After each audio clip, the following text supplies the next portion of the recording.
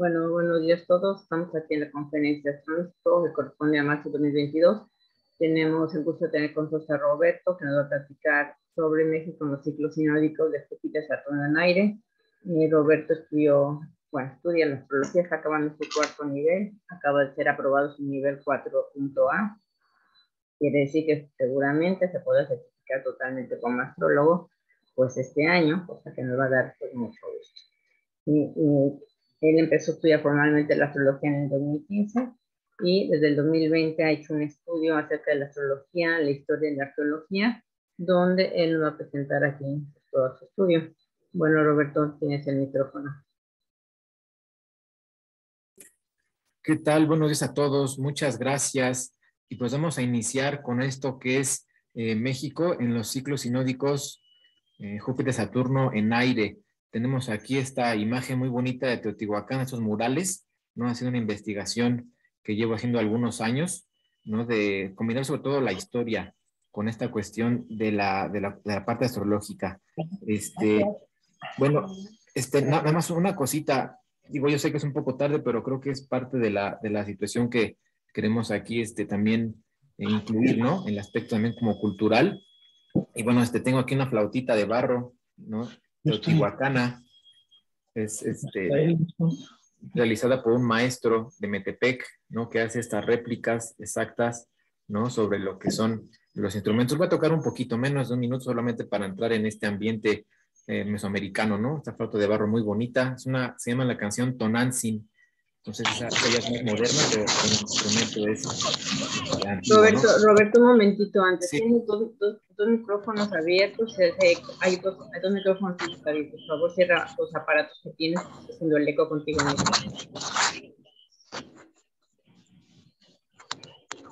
Creo que ya vayan apagando sus micrófonos. Los que No, tengan tú tienes dos computadoras o dos celulares, tienes abierto el Zoom en dos lugares que se sale el mismo eco de lo tuyo. Hay dos abiertos. Es que hay una persona, los vecinos están haciendo una construcción, les pedí que me ayudaran un poquito, un ratito para que la pararan, pero tienen por ahí algunas cosas de maquinaria trabajando. Está bien, Taladro. está bien. Sí. Entonces, creo que ya pagaron un poquito, ¿no? Entonces, ahí está otra vez, no tienen su taladro, pero bueno, voy a tocar poquito nada más para que escuchen un poco cómo funciona esto de la flautita de barro.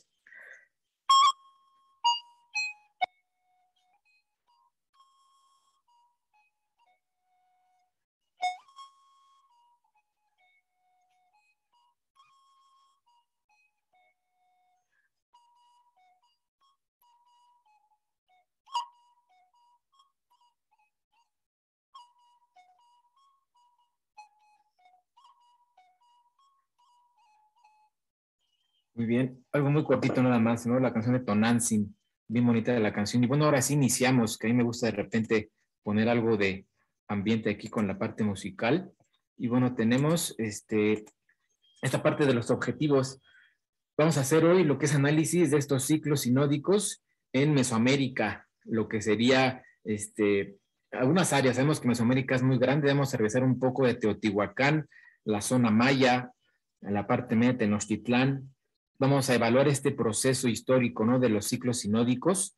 Vamos a también proponer fechas. De repente la arqueología propone rangos muy amplios, ¿no? En Mesoamérica, que no hay tanta exactitud en las fuentes, en textos, ¿no? Casi no hay nada de donde se pueda extraer evidencia. Y por lo general hacen plazos de 100 años, 50 años, los más precisos. Aquí podemos fechar un poco mejor con ayuda de la astrología. Y bueno, vamos a elaborar también esta perspectiva, ¿no? ¿Qué es lo que viene más adelante para nuestro país, que es también bien importante? Y bueno, tenemos entonces ahora metodología, vamos a ver algo de historia, ¿no? Sobre todo lo que se llama el constructivismo histórico, que implica interpretar los hechos, más una interpretación, ¿no? Como podemos construir un poco también la historia, ¿no? Vamos a ver cómo es astrología mundana, sobre todo estos textos de Nicolas Campion, un poco de Guido Bonatti, ¿verdad? Importantes para esto de la astrología mundana. Filosofía de la historia, ¿cuál es el propósito del tiempo? ¿Hacia dónde van los acontecimientos? También vamos a ver un poco de ello, ¿no? ¿De dónde han venido? ¿Hacia dónde vamos? ¿No? Es también lo que vamos aquí a revisar un poco. Y bueno, vamos a proponer también esta astrología de la historia y esta combinación de arqueología y astrología, ¿no? Vestigios arqueológicos, cómo puede la astrología también participar de ello, ¿no? Y hacerlo lo que siempre hace la astrología, ¿no? Patrones, analizar ciclos previos y adaptarnos a cada país. No es una forma de personalizar, vamos a llamarle la historia, ¿no? Las cartas mundanas, tenemos que conocer un poco lo que había antes para saber hacia dónde va todo esto, ¿no? En un ciclo más adelante, ¿no? Y bueno, como antecedente está esta conferencia que se dio el año pasado sobre la ruta de la seda. De repente encontré que había fechas que se correspondían aquí con México. Es impresionante cómo hay paralelismos y por eso también quise hacerlo aquí para ver hacia dónde vamos, ¿no? De dónde venimos y a dónde vamos. Vemos que China está replicando esta época del Imperio Mongol, ¿no? Con toda esa ruta de la seda y todo lo que están haciendo, ¿no? La cuestión militar, lo económico. Y en México está también un portal de tiempo similar a una grandeza mesoamericana, ¿no? Vamos a ver eso en unos momentos. Y bueno, sabemos que esas manifestaciones de la cuestión mundana, ¿no? Júpiter y Saturno, ¿no? Cambio de instituciones sociales, económicos, cambio de organización, cambio de las relaciones de poder. Eso es bien, bien importante, ¿no? La manera en cómo se concibe el poder. Y bueno, está esto de las rupturas, qué cosas se fracturan, qué cosas continúan y cómo se adaptan las situaciones, ¿no? Es bien importante todo ello. Y tenemos esto que nos indica cambios en el pacto social. Toda sociedad funciona con un pacto, una forma de contrato al estilo de Rousseau, ese contrato social, donde de alguna manera todos nos adherimos y damos las cosas por sentado. Bueno, esa fantasía alrededor de la cual todos nos hacemos ese pacto social, ¿no? Que firmamos ese pacto social, está sostenido por Júpiter y Saturno. Por eso cuando hay estos disturbios energéticos alrededor, esas conjunciones sinódicas, de repente esa malla, ¿no? Realizada de forma fantasiosa, esa imaginación que sostiene nuestras sociedades, se puede fracturar, ¿no? Hay cosas que van a continuar y todo esto implica lo que es la legitimidad. ¿Por qué están ahí las élites? ¿Por qué está ahí el gobierno? ¿No? Entonces, estos ciclos sinódicos nos van a indicar eso, que la mentalidad social de repente se ve fracturada y el pacto social cambia y la legitimidad de la gente del poder también va a ser modificada, ¿no? Es impresionante. Y bueno, esa parte del aire, sabemos lo que es la metafísica del aire, lo vimos en esta conferencia anterior, implica flujos, flujos de elementos tangibles e intangibles, ¿no? La fluidez, la cooperación del intercambio, ¿no? Flujos económicos, ideológicos, ¿no? Flujos de cosas tangibles, ¿no? Todo esto que es impresionante. Lo vamos a ver aquí, ¿no? El comercio es una forma de flujo económico, pero también hay un flujo ideológico, ¿no? Los intercambios en cuestiones religiosas, filosóficas, ¿no? Y esa parte de la fluidez. Y hablábamos de Bauman como esto de la modernidad líquida. Realmente, pues aquí lo nombraría yo como modernidad etérea, ¿no? El aire como ese el elemento que nos brinda esta fluidez, un flujo diferente al del agua, ¿no? El flujo de aire es diferente al del agua y esto lo podemos comprender en esta exposición que vamos a tener ahora. Y bien, tenemos aquí esto que es Mesoamérica, ¿sí? En general, ese es una cronología muy, muy general, no viene a detalle. La detalle lo vamos a ver ahorita, ¿no? Pero es muy general y podemos ver abajo cómo vienen aquí ya todos los elementos, ¿no? Cómo se distribuyen las conjunciones sinódicas por elemento. Aquí arriba tenemos los fechamientos y aquí las culturas que prevalecen en esos periodos.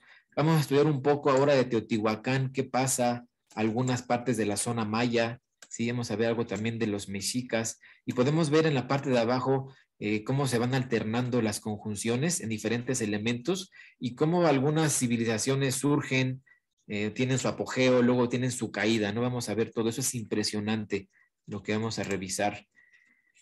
Y bien, tenemos entonces que iniciamos con Teotihuacán, ¿no? Esto del siglo 4 al 6. A Teotihuacán se le llamó la utopía mesoamericana. En los últimos años han habido importantes estudios de arqueología de primer nivel, ¿no? Más allá del carbono 14 ya hay nuevas técnicas. Hay una que se llama arqueomagnetismo, que mide el magnetismo que se queda impregnado en los pigmentos, ¿no? En algunas rocas cuando construyen, ¿no? Es toda una nueva escuela de arqueología y han podido fechar cada vez de manera más precisa diferentes etapas, ¿no? Aquí vamos a apoyarnos en la astrología para fechar todavía con mayor precisión algunos eventos. Vamos a ver un poco. a qué se refiere esto, ¿no? Y eso es una utopía porque en cuestiones políticas, sobre todo comerciales, religiosas, fue una cuestión innovadora, ¿no? Realmente no ha habido en el mundo otro lugar como Teotihuacán, ¿no? Ni siquiera ahora en la modernidad. Vamos a ver qué implica esto, ¿no? Por eso se le llama la utopía mesoamericana, según Esther Pastori, ¿no? Es impresionante lo que lograron. Y bueno, tenemos aquí una pequeña cronología de Teotihuacán. Aquí se me fue un poquito, bueno, quizá porque se quedó así, con estas líneas. Bueno, tenemos esta cronología de Teotihuacán. Como podemos ver, Teotihuacán es muy antigua, ¿sí? Tenemos vestigios desde el 100, ¿no? Antes de Cristo. Alguien está pintando aquí, no sé cómo hacen pero bueno, no le hagan caso a estas líneas de arriba. Tenemos Teotihuacán, está existiendo desde el 100 antes de Cristo, hay vestigios, pero ya de manera formal inicia ya a partir más o menos del 100 por aquí, sí, una época del fuego. Vamos a ver a detalle todo esto, y tiene su mayor apogeo justo en esta parte del aire. Vamos a ver a detalle, eso es algo muy general. Y está también una cosa bien importante, hay un paralelismo con las culturas de India, sobre todo el Imperio Gupta, que tiene precisamente en esta época del aire su esplendor. Es increíble, ¿no? Todo lo que conocemos de India en la actualidad, ¿no? El hinduismo, cómo está estructurado, el yoga, la lengua, todo lo que viene de ese tiempo es de aquí. Antes de ello está la época, vamos a llamarle previa, ¿no? A esta parte clásica. Y bueno, hay paralelismos increíbles, ¿no? Teotihuacán en México tiene este paralelismo, ¿no? Justo en esta época que se le llama periodo Xolalpan, ahí tiene su mayor esplendor y caída estrepitosa. Ahorita vamos a ver a detalle. Bien, entonces continuamos. Digo, no sé si ven ustedes estas líneas que están aquí, no sé si que alguien lo haya puesto, pero voy a tratar de... ¿No son las que estabas poniendo tú, Roberto? No, como que voy a dejar de... Es que se quedan en toda la presentación. Voy a detenerla, voy a volver a compartir. A ver si ahora sí. Creo que ahora sí ya se quitaron, ¿no? Ahí está. Entonces ya pueden ver, ¿no? Ahora sí, creo que ya se quitó, ahora sí. Bien, entonces, vamos a ver esta evolución de la zona de Teotihuacán. Tenemos aquí las diferentes etapas, como les comentaba, y hay diferentes autores, ¿no? El famoso Moctezuma, Matos Moctezuma, ¿no? Consagrado, y a últimas, una investigadora arqueóloga que se llama Linda Manzanilla, que ha hecho cosas increíbles en Teotihuacán, ¿no? De primer orden. Y bueno, Moctezuma lo que hace es fechar un poco lo que pasaba en Teotihuacán en las diferentes etapas, en superficie, ¿no? Extensión, en población, y podemos ver sobre todo la etapa Xolalpan, que tiene pues la mayor población, lo que decíamos, ¿no? Etapa Xolalpan es el esplendor de Teotihuacán. Aquí nos maneja Moctezuma, que son 20 kilómetros cuadrados, y ya después Manzanilla, más adelante, en 2016, nos dice que pues, se había una población de 125,000 personas en este periodo y más de 22 kilómetros cuadrados. Entonces, por cuestiones de población y de extensión de este lugar de Teotihuacán, tenemos que la etapa Xolalpan, que cae justo en este periodo de aire, es el más brillante de Teotihuacán. Vamos a ver a detalle, ¿no? Aquí ya tenemos un poquito más de elementos, de lo general a lo particular. Estamos aquí desarrollando. Y bueno, aquí está esta cronología que me puse a desarrollar. Los colores nos indican el tipo de elemento. El rojo es fuego, verde es tierra, ¿no? Conjunciones en tierra. El amarillo son conjunciones en aire, el azul conjunciones en agua, y la altura la va a dar el grado donde se ubiquen. Si la conjunción es al principio o al final del signo, es, dijéramos así, una baja, ¿no? Una energía, vamos a llamarle un poquito reducida, pero si la conjunción es ya a la mitad del signo, pues está muy fuerte la energía, ¿no? Muy alta, ¿no? Está gráfica en alto. Y aquí puse abajo esta cronología. Nos comentan estos descubrimientos arqueológicos que hubo una actividad volcánica del Popocatépetl más o menos entre el 80 y el 100 de esta era. Justo fíjense cómo coincide con la época del fuego. Estas erupciones provocaron una migración de lugares cerca de Puebla y llegaron a Teotihuacán. Justo se establecen ahí más o menos a finales de esta época del fuego, y es justo en esta época de tierra, si podemos ver aquí las gráficas en tierra, conjunciones en tierra, que se empieza a dar ya esta, vamos a decir, construcción ya monumental de Teotihuacán, ¿no? Ya había algunos vestigios, ¿no? Que han visto en Pirámide de la Luna, ¿no? En Pirámide del Sol, ya había algunas cuestiones ahí que iniciaban, pero justo en esta época de tierra se consolida la monumentalidad de esta urbe, ¿no? Luego el Chitl entra en erupción al principio de esta época, no en este periodo, y lo que nos va a dar también es otra migración. Todas estas culturas de Cuicuilco, por ejemplo, migran hacia Teotihuacán y establecen otro nuevo asentamiento. Y esas migraciones continuas van generando, pues que se empieza a dar esta riqueza cultural, vienen de varios lados, traen sus lenguas, sus costumbres, su religión, y Teotihuacán empieza a hacerse un lugar multicultural, ¿no? Impresionante, ¿no? A través de la migración. Y bueno, tenemos después, ya en esta época del aire que va iniciando en 332, primer conjunción en aire, en el 5 de Libra. Aquí podemos, de alguna manera, proponer esta fecha, que aquí se dio una unión. Hay vestigios recientes, apenas excavaciones de 2018, que hubo una ceremonia entre mayas y teotihuacanos para una inauguración de alguna construcción, y esa implicó también una alianza militar, política, ¿no? Empezó aquí a darse sobre todo esto que decimos del comercio, que es muy importante en el aire, ¿no? Con estas cuestiones que rigen Géminis, que rigen Libra, los flujos, ¿no? En este caso de productos. Y de repente, bueno, ya estos cambios, ¿no? El cambio de aire, ahora otra vez a 2 periodos en tierra, generó un desequilibrio fuerte en la sociedad, y de alguna manera se rompe esta alianza con los teotihuacanos, se destruyen algunos modales mayas y se generan disturbios sociales, ¿no? Bajo este esquema, ¿sí? Entonces, luego otra vez viene otro periodo de aire completamente ya sin cambios, sin intercalar nada. Y bueno, es aquí cuando se da esto que estamos diciendo. Podemos observar aquí esta mayor extensión y época de esplendor, justo más o menos datada en esta época del aire, justo en la que estamos también nosotros ahora, ¿no? Y ya para esta época del 571, de manera abrupta, la ciudad es quemada. Se piensa que fue a través de una revuelta interna. Y bueno, vamos a analizar un poco más estos detalles. Pero es una cronología muy general, ¿sí? Vamos a ir igual a lo particular de todo esto, ¿no? Pero tenemos este esplendor de Teotihuacán, justo en la época del aire, ya estaba en la época de tierra y un poco iniciando en la época de fuego, si podemos vernos. Es increíble lo que sucedió. Y vamos a encontrar este patrón cuando vemos las demás culturas.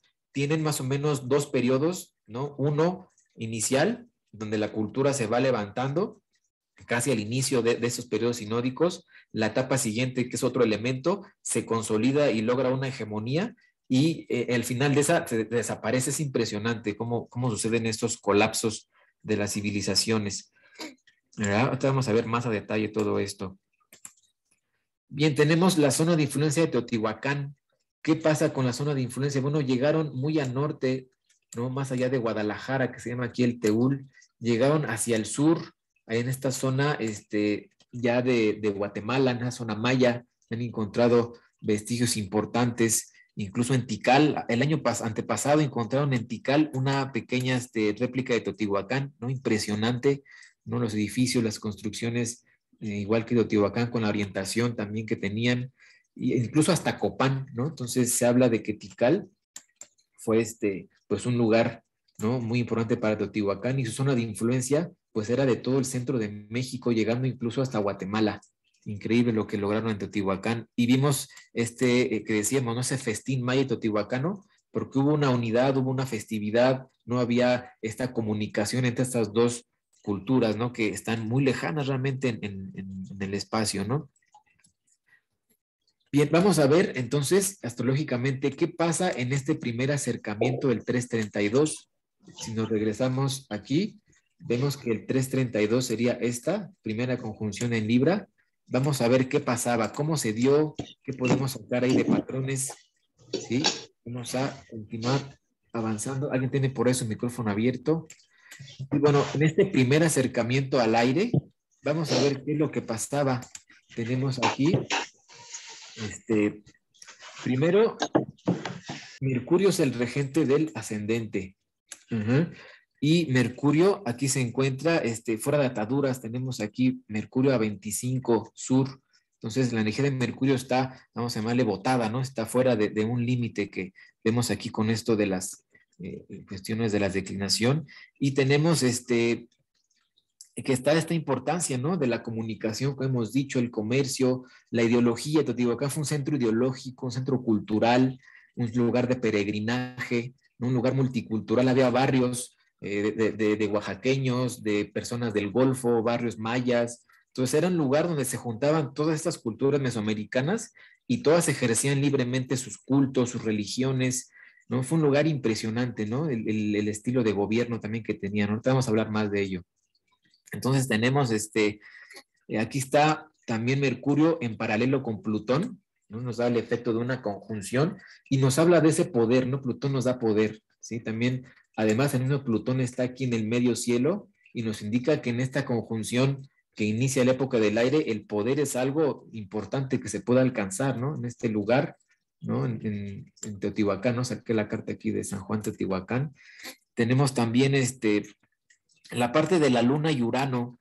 Aquí está, por ejemplo, la Luna en oposición a Urano y nos indica también esta energía uraniana que es pues la innovación, el cambio, ¿no? Estas cuestiones pues que eran muy teotihuacanas, ¿no? Una cultura que se desarrolló de una manera disruptiva, ¿no? Con esta, vamos a llamar, el ideal humanista, donde todas las personas, sin importar su religión, ¿no? Que eran muy, muy distintas en aquel momento, podían convivir todas juntas en un lugar, ¿no? La tecnología de su momento, este lugar fue el principal centro tecnológico de Mesoamérica. Tenemos la parte de la obsidiana. Ahorita voy a esa parte, ¿no? De la obsidiana, que fue la materia prima más importante en esta época. Y bueno, aquí había este desarrollo, por así decirlo, tecnológico, ¿no? Y bueno, la población estaba en esta vinculación, ¿no? Recordemos, la oposición también no solamente indica a veces conflictos, sino también complementariedad. Y la gente estaba muy metida en todo ello, ¿no? Tenemos también este sol en Sagitario, que es también como este idealismo teotihuacano, esas creencias, esa religión, ¿no? Teotihuacán fue la primer megalópolis mesoamericana y era un centro de peregrinación de todo el orbe, ¿no? Entonces ahí se generó todo esto, ¿no? Este idealismo en cuanto a la región. Y bueno, también tenemos aquí Júpiter y Saturno están ecuatoriales, nos da un efecto muy, muy equilibrado, muy libra, por así decirlo, muy fuerte en este lugar, y pues nos da esta importancia, ¿no? De Teotihuacán bajo este primer acercamiento, ¿sí? Tenemos obviamente ambos en Libra, en el 5 de Libra, ¿no? La conjunción exacta, ¿no? 5:35 de Libra, y nos empieza a dar este efecto que hemos dicho, ¿no? Estos flujos ideológicos, económicos, culturales, todos se intercambian en ese momento, ¿no? Y es justo en la época que estamos iniciando nosotros ahora en 2020. ¿Qué pasa con esta astrocartografía? Bueno, tenemos, fíjense qué impresionante, Plutón, ¿no? Y también Urano y la Luna están posicionados justo en esa zona de influencia teotihuacana, ya lo vimos hace un ratito, llegan más o menos en esta área, la influencia de Teotihuacán, y ahí está estructurado, ¿no? Que fue esta, vamos a llamar, delimitación territorial que tienen aquí los teotihuacanos, ¿sí? Plutón nos va a indicar esto del poder, la hegemonía que logra, ¿no? Hegemonía militar también, ¿no? A veces se piensa que eran muy pacíficos, se idealiza, pero también tenían cuestiones militares muy fuertes. Lo uraniano, quedamos lo ideológico, ¿no? La innovación en su momento fue una urbe que no tuvo igual, ¿no? Incluso ahora vamos a ver más de ello, ¿sí?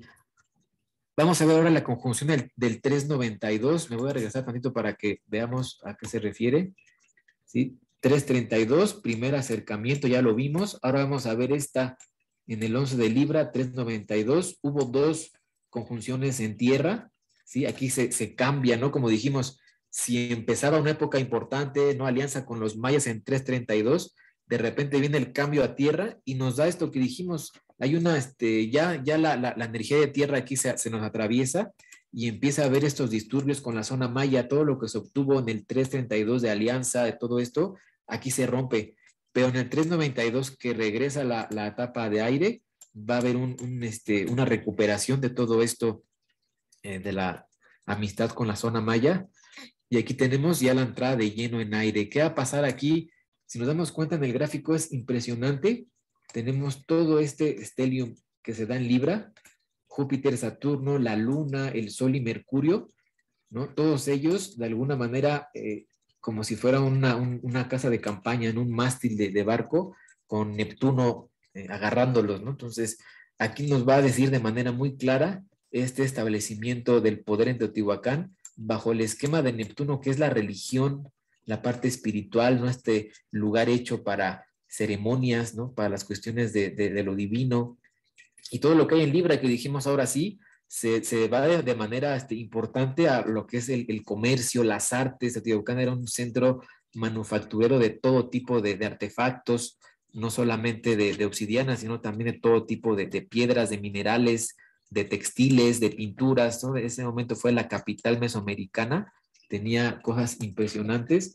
Y el ascendente, bueno, tenemos aquí en Acuario, nos podemos ir también un poco a lo que haga Urano, ¿no? Que también nos habla de esta, aquí en Sagitario, esta cuestión de idealismo, ¿no? De ideología, esta utopía, ¿no? Urano es la utopía, ¿no? Y Urano en Sagitario, pues nos habla más todavía de lo utópico y literal, ¿no? Fue lo que sucedió, ¿no? Fue la primera de las urbes importantes, ¿no? En ese centro manufacturero, ideológico, político, social, religioso, ¿no? Increíble lo que logró Teotihuacán en su momento. Y vamos a ver la astrocartografía. Tenemos nuevamente a Venus en Venus y Urano, justo como quedamos, ¿no? En esta zona que delimita el control teotihuacano, ¿sí? Más o menos esta zona. Quedamos en Guatemala, por acá está, por aquí está más o menos Tikal, por acá nos queda Copán, ¿no? Entonces, toda esta zona también tenía influencia teotihuacana, una parte cultural, ideológica, y esos dos planetas nos van a marcar, ¿no? Su delimitación, y tenemos también toda esta importante, ¿no? Área de influencia, ¿no? Teotihuacán está aquí al centro, ¿no? En esta parte cerca de Ciudad de México. Y bueno, ya viendo las estrellas en esta astrocartografía, tenemos a Rigel en esta construcción del 392. Rigel pasa pues casi exactamente arriba de Teotihuacán. ¿Y qué nos va a indicar Rigel? Bueno, esta cuestión de honor, riqueza, gloria, variedad de talentos, artes, activismo político. En la parte negativa nos puede dar arrogancia, rigidez.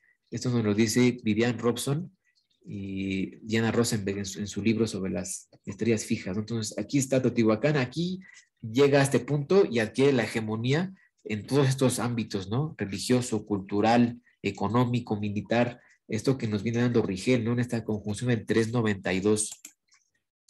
Bueno, tenemos un poco de saber qué hacía, ¿no? Centro de peregrinaje, ¿no? El peregrinaje puede ser ahora parecido al turismo. Realmente la gente va, visita, se lleva su regalito, se lleva su recuerdito y ya consumió en el lugar alimentos, consumió cosas ahí comerciales, ¿no? Entonces es como el turismo, ¿no? Lo que tendremos ahora.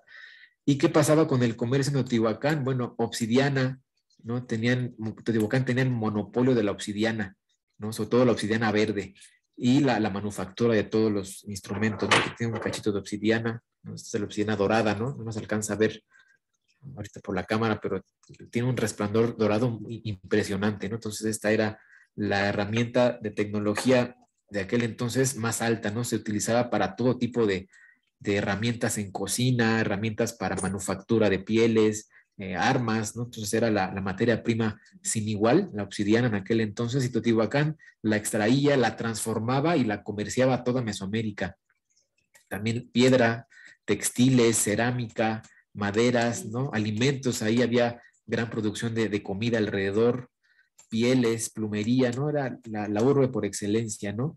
Todo este tipo que damos de manufacturas alrededor, ¿no? Y la ciudad pues fue hecha a modelo del cosmos, una ciudad construida en base a mediciones sagradas, a cuestiones naturales, ¿no? Muy importantes, y pues les daba este carácter de representación del cosmos, ¿no? Una ciudad hecha a imagen y semejanza del cosmos, centro de intercambio macroregional.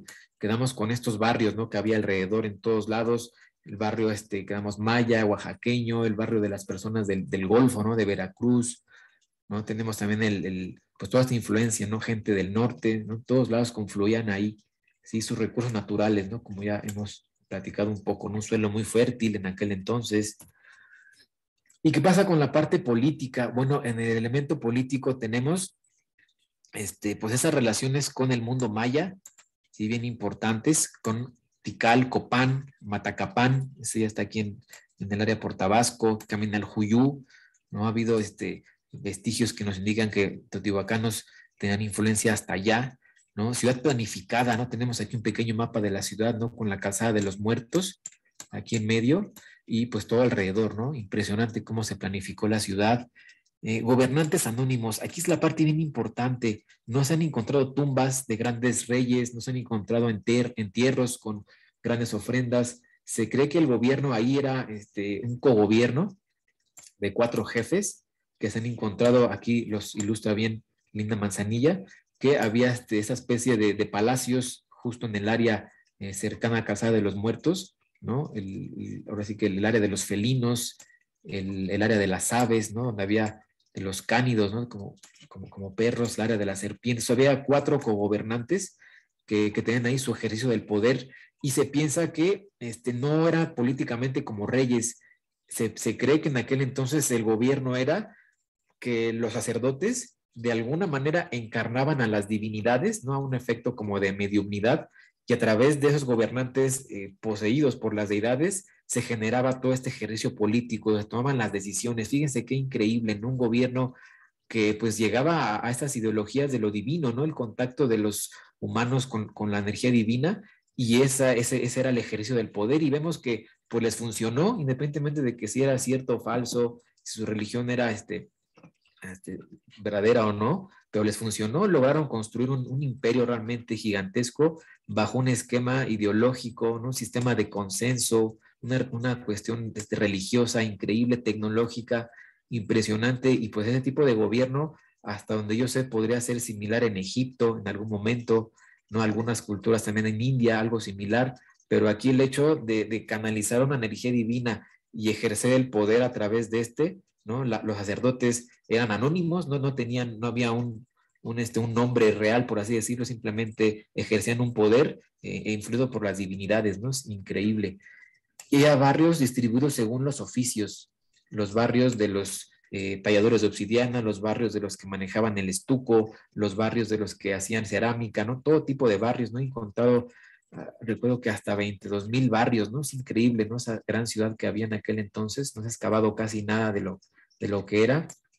Y el factor multicultural, ¿no? Impresionante lo que había aquí. Todos los barrios que también se dividían también por zonas geográficas, pues tenían sus propios patios con sus altares para sus deidades, ¿no? Entonces había un respeto por la cuestión religiosa increíble alrededor. Bueno, este estudio a mí me hizo irme de espaldas. Nos tenemos aquí a Kohler y Smith que nos hablan de una medición de desigualdad en las sociedades antiguas, ¿no? Medido por el índice Gini, ¿no? Es muy conocido el índice Gini en la actualidad, pero esos autores lo hicieron hacia el pasado y se dieron cuenta de cuáles culturas eran más desiguales y cuáles menos. ¿Qué hicieron esos cuates? Bueno, vieron aquí, en función de las construcciones, en función del tipo de sociedad que había alrededor, del acceso a diferentes medios y servicios, se dieron cuenta qué tan desigual podría ser alguna área. Y encontraron, por ejemplo, que estas ciudades, ¿no? Por ejemplo, Catalhuyuk, en esta área de Turquía, ¿no? Tenía cierto índice de desigualdad, ¿no? Medio, por así decirlo, ¿no? Por ejemplo, es de acá, Nadiwan, también, que era una ciudad en China, una ciudad del Neolítico, también había cierto elemento de desigualdad importante.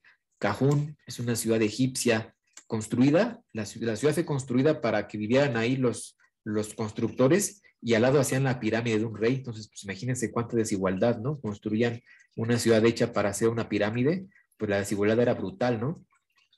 Tenemos Tikal también. Tikal tiene muchas tumbas de reyes, ¿no? Tiene esta cuestión del gobernante, el soberano y las élites muy dividida. Pero ¿qué pasa con Teotihuacán? Lo tenemos acá abajo.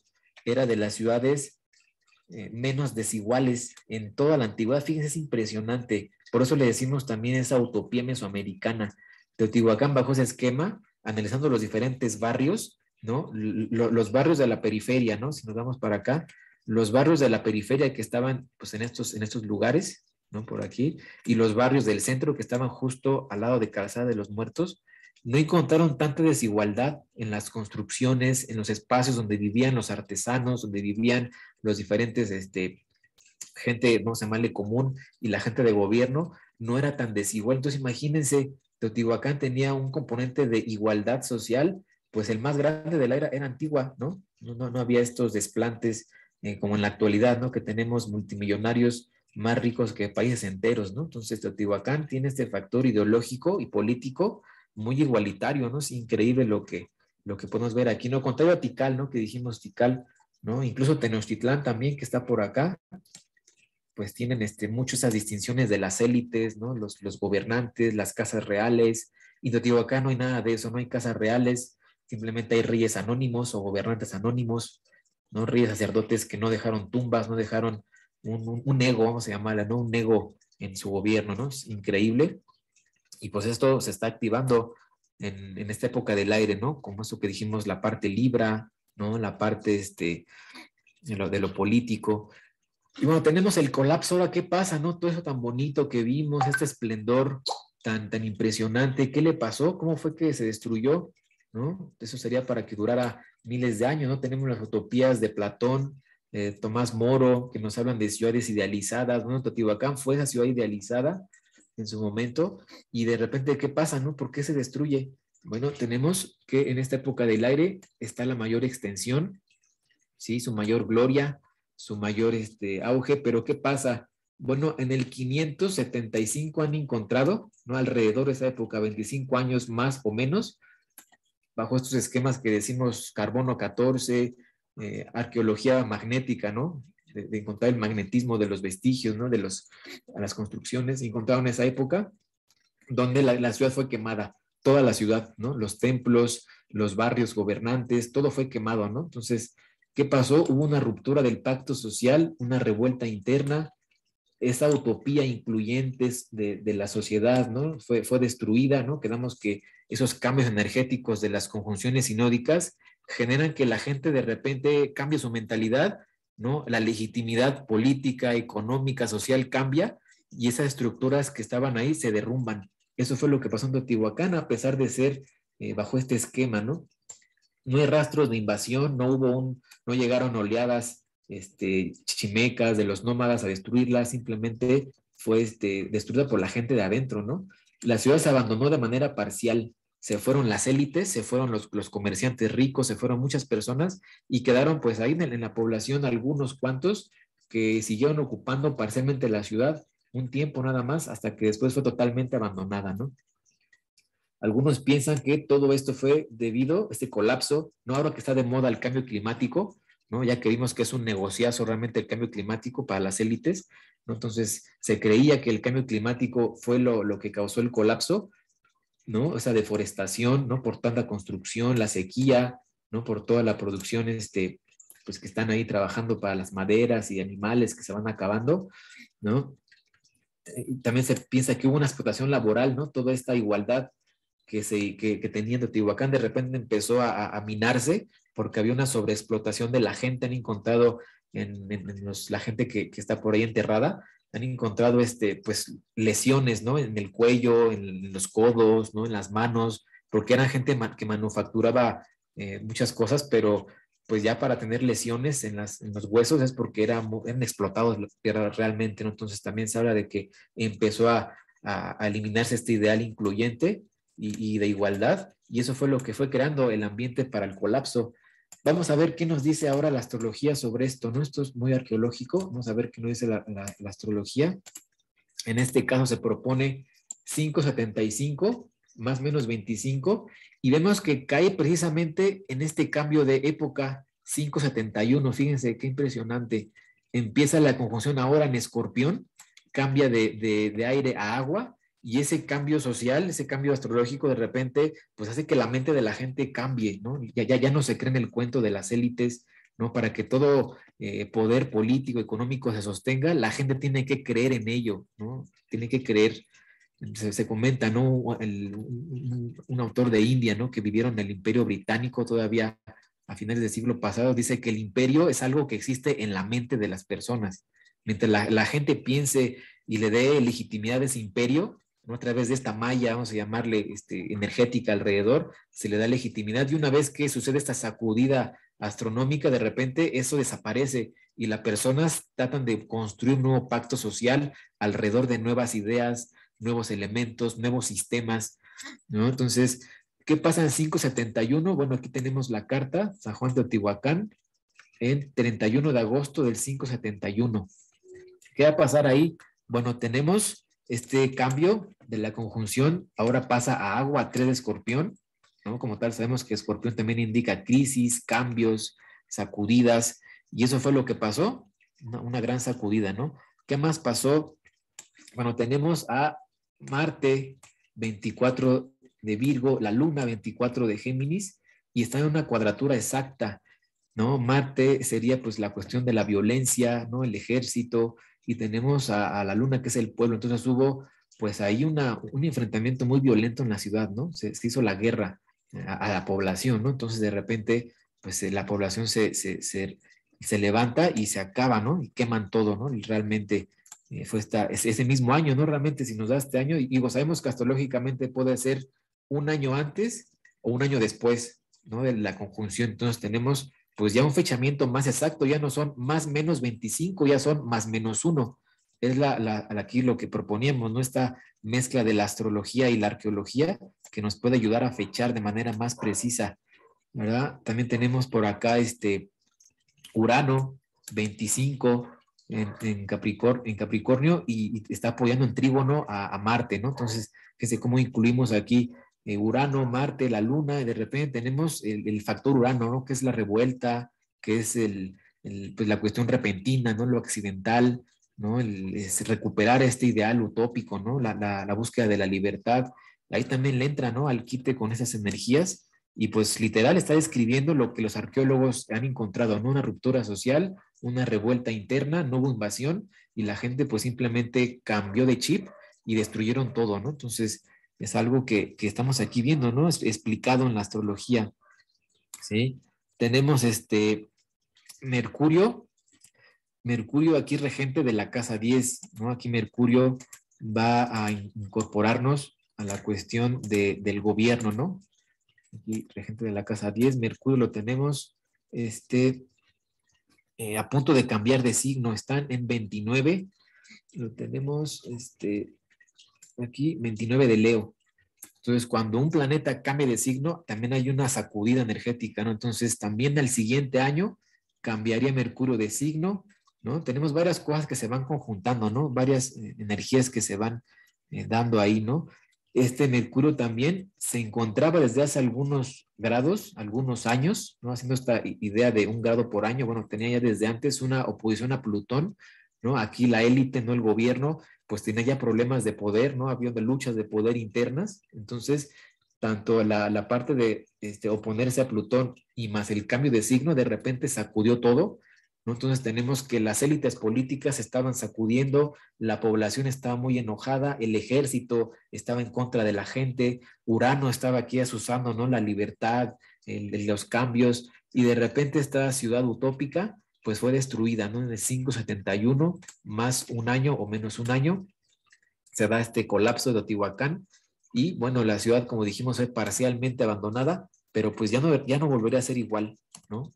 Teotihuacán se convirtió en el modelo mesoamericano, pero ya no volvería a ser lo mismo, ¿no? Todos querían copiarle, pero nadie alcanzaría este ideal, no solamente político, sino también económico, religioso, cultural, ¿verdad? Y aquí tenemos de una manera muy bonita, ¿no? Narrada la historia a través de esta carta, donde pues se está viendo, ¿no? Ahora sí que la película del colapso de una gran civilización, ¿no? De ahí en fuera ya no habría nada similar, ¿no? Esta utopía que dijimos mesoamericana. Bueno, después de esa triste historia vamos a pasar a la zona maya. También allí hay cosas importantes. Este mural aquí de Bonampak, ¿no? Tenemos aquí arriba esto que son las trompetas mayas, un instrumento muy bonito. Vamos a ver qué pasa con ellos de manera muy rápida. Aquí está la cronología, ¿no? Hay muchos autores que proponen diferentes cronologías. Esta es elaborada por Manzanilla, ¿no? Los que saben la época clásica temprana, clásica tardía, ¿no? El posclásico, ¿no? Entonces tenemos ese fechamiento y vamos a enfocarnos en lo que hemos dicho, ¿no? En las partes sinódicas. Por lo general se divide a la zona maya con los reinos del sur y del norte. Los reinos del norte es estas zonas bajas, ¿no? Que tienen, pues que casi no hay montañas, ¿no? Esas zonas de Chichén Itzá, ¿no? Cabá, Mayapán, y tenemos la zona sur, que es un poco más montañosa, ¿sí? ¿No? En esta zona sur, pues tenemos principalmente a Tikal, Yaxchilán, ¿verdad? Bonaparte, todas esas áreas del sur. Y aquí fíjense, hubo una cosa impresionante. Vamos a ver ahorita nuestra cronología. El imperio antiguo es en café. El imperio antiguo, fíjense cómo tuvo también un cierto auge en ese 320. Acuérdense, el 320 es cuando inicia la época del aire. Entonces aquí esta zona sur, es esta de acá, tuvo su apogeo, ¿sí? Luego esa zona sur colapsa, también es un misterio el colapso maya de esa época. Ahorita vamos a dar algunas ideas de cómo fue. Y luego de ahí viene el imperio nuevo, que es la zona norte. Ajá, ese lo vamos a estudiar más adelante, que es esta zona de acá arriba, ¿no? Con esto de, quedamos Chichén Itzá, Mayapán, Uxmal, ¿sí? Vamos a ver un poco de ello, ¿no? De manera también muy rápida, ¿no? Teotihuacán aquí fue tiene mucha información. Vamos a ver un poco de lo maya. Tenemos esta gráfica, que es aquí de Marcus. Él lo que hace es graficar de manera muy general, ¿no? Hace esta advertencia. De manera muy general, se establece esta gráfica de las diferentes ciudades mayas, donde hay un apogeo en población, en extensión de sus ciudades, en intercambios comerciales, y de pronto hay etapas donde empieza como a declinar, ¿no? Ciertas cuestiones culturales y constructivas, ¿no? Según las ciudades. Cada ciudad debería tener su propia gráfica, pero vamos a ver esta muy general para darnos idea de qué vamos a hablar. Quedamos que Teotihuacán tiene su auge en esta parte del aire, ¿sí? Y como había intercambios con la zona maya, sobre todo esa zona maya del sur, con Tikal principalmente, Caminaljuyú, Copán, toda esa zona maya del sur, más hacia Guatemala también, tenemos que aquí esta zona maya iba subiendo, iba en ascenso, sus construcciones, sus intercambios, ¿sí? Justo aquí, fíjense, justo aquí en esta línea que estoy marcando, ¿no? Ahí la tengo ya en gris, justo ahí que se da este cambio sinódico.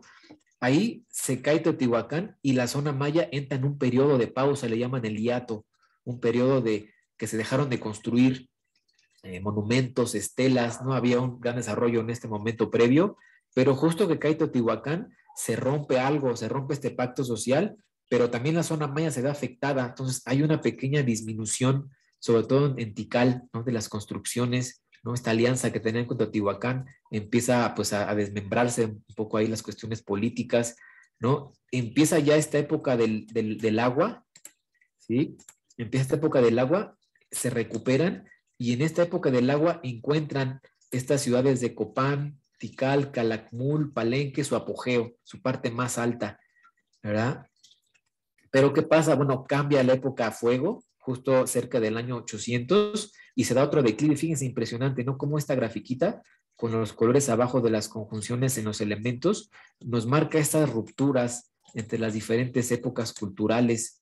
Se va dando entonces el cambio de agua a fuego, y aquí estas ciudades son, pues caen, ¿no? Tienen problemas. Vamos a ver un poco más a detalle algunas cosas, ¿verdad? Esta parte del fuego, ¿sí? Aquí no lo puse, pero es lo que es Tula, surge en esta parte del fuego, impresionante, ¿no? Aquí no viene, no es ahorita lo que vamos a revisar, pero de Tula sale una misión, ¿no? Se fractura, ¿no? El poder en Tula se piensa que se fracturó y se van hacia la zona maya a fundar Chichén Itzá, y fíjense aquí la fractura de Tula se da en este momento, y lo que es esta provincia de Chichén Itzá justo a la mitad de la época de tierra, 100 años después de que llegan esos habitantes de Tula, se establecen y se genera la hegemonía de Chichén Itzá. Y luego, ¿qué pasa más adelante? Eso lo vamos a ver a detalle un poquito más adelante, con esta era siguiente del aire. Bueno, ahora viene Mayapán, es el principal centro cultural, y justo en este cambio hacia agua se empieza a dar un deterioro cultural, ¿sí? Entonces, como conclusión de este gráfico, tenemos que, pues sí coinciden, ¿no? Los cambios de época, los cambios en ciclo sinódico nos van a marcar rupturas, principalmente algunas continuidades, pero hay apogeos y caídas a través de estos cambios, ¿no? Es justo lo que estamos viendo ahora en nuestra sociedad. Pasamos de tierra a aire y pues vemos varias cuestiones sociales que se están fracturando, ¿no? Sobre todo hegemonías imperialistas. Eso podemos hablar al final. Bueno, ¿qué pasa con Tikal? Digo, no está justamente en México, pero bueno, es parte de esa zona maya del sur, y nos da que esta alianza con Teotihuacán los mantuvo con un gran crecimiento, una bonanza impresionante, ¿no? Este comercio con Teotihuacán los hizo crecer, ¿no? Hubo muchas remodelaciones en ese periodo, hubo muchas estelas que se construyeron más o menos en este periodo, ¿no? De tiempo, ¿sí? Hasta que, bueno, hubo esa pausa que quedamos, ¿no? Hubo pues un problema ahí social, ¿no? Que dijimos, ¿no? Esas rupturas, ¿no? Y hay una que es la Estela 31 de Tikal, ¿sí? ¿Qué pasa? Bueno, aquí hay un rey, quedamos que en Teotihuacán no había reyes, bueno, aquí sí los hay, y dicen que hay un rey que recibe una delegación extranjera. Esta estela está en el Museo de Antropología, una réplica, ¿no? Y pues viene fechada, la fecha que nos marca esta estela es el 16 de enero del 378. Ese día llegan unos extranjeros vestidos como teotihuacanos, son estos de aquí a los lados.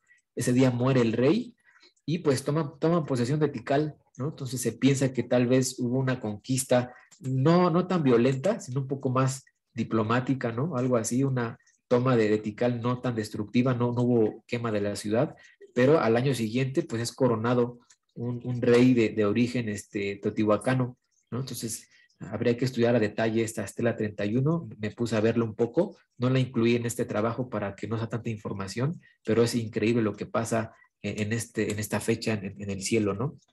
Y bueno, llegan aquí y pues vemos esta vinculación, por eso en Tikal hay una réplica de Teotihuacán, una pequeña ciudad construida ahí, entonces había una vinculación increíble y Tikal está muy lejos de Teotihuacán, eso es lo impresionante.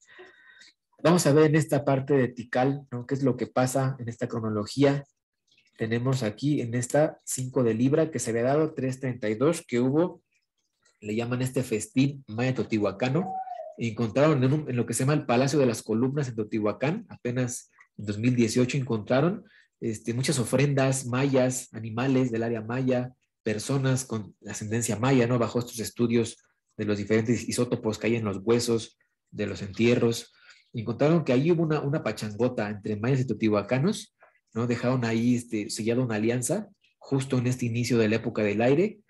Algunos arqueólogos fechan esto en un periodo de 50 años, ¿no? Del 350 al 300, bueno, la astrología nos ayuda a fechar en el 332, más o menos un año, donde se da esta alianza maya-teotihuacana y creemos que luego, pues se pelean, ¿no?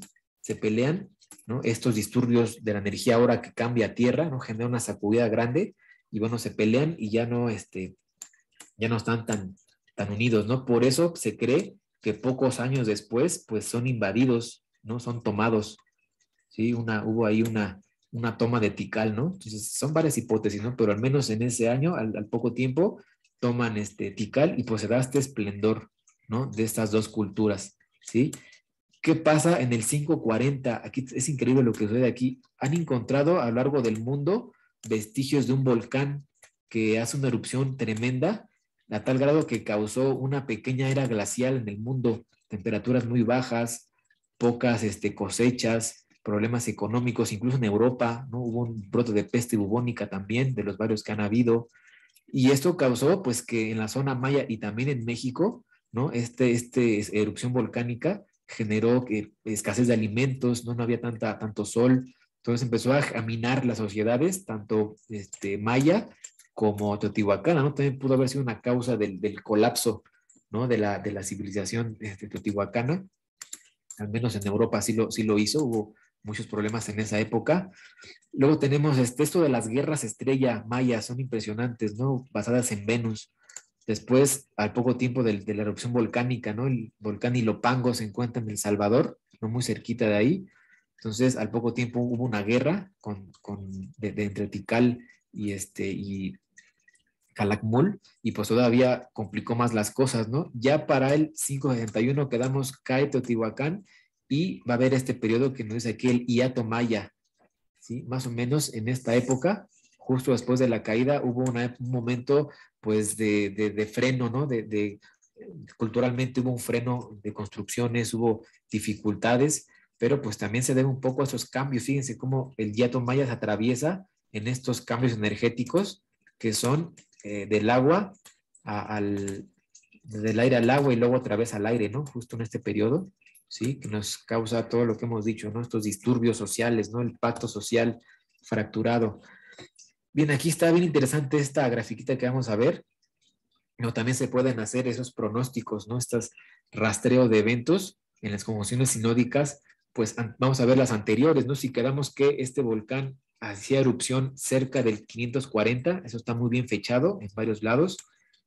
¿Qué pasa en la conjunción previa? En esta de aquí del 531, vamos a rastrear si hay algo que nos indique alguna tragedia y nos damos acá al 531.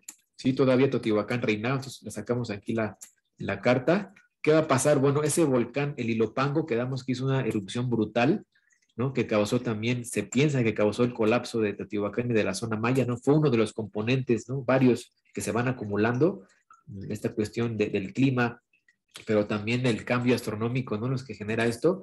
Y lo podemos ver muy fácil. Aquí tenemos Júpiter y Saturno a 19 de Géminis y Plutón está a 28. ¿Qué va a pasar? Bueno, vamos a hacer la suma. ¿Cuánto le falta a estos dos para avanzar y alcanzar la oposición exacta con Plutón?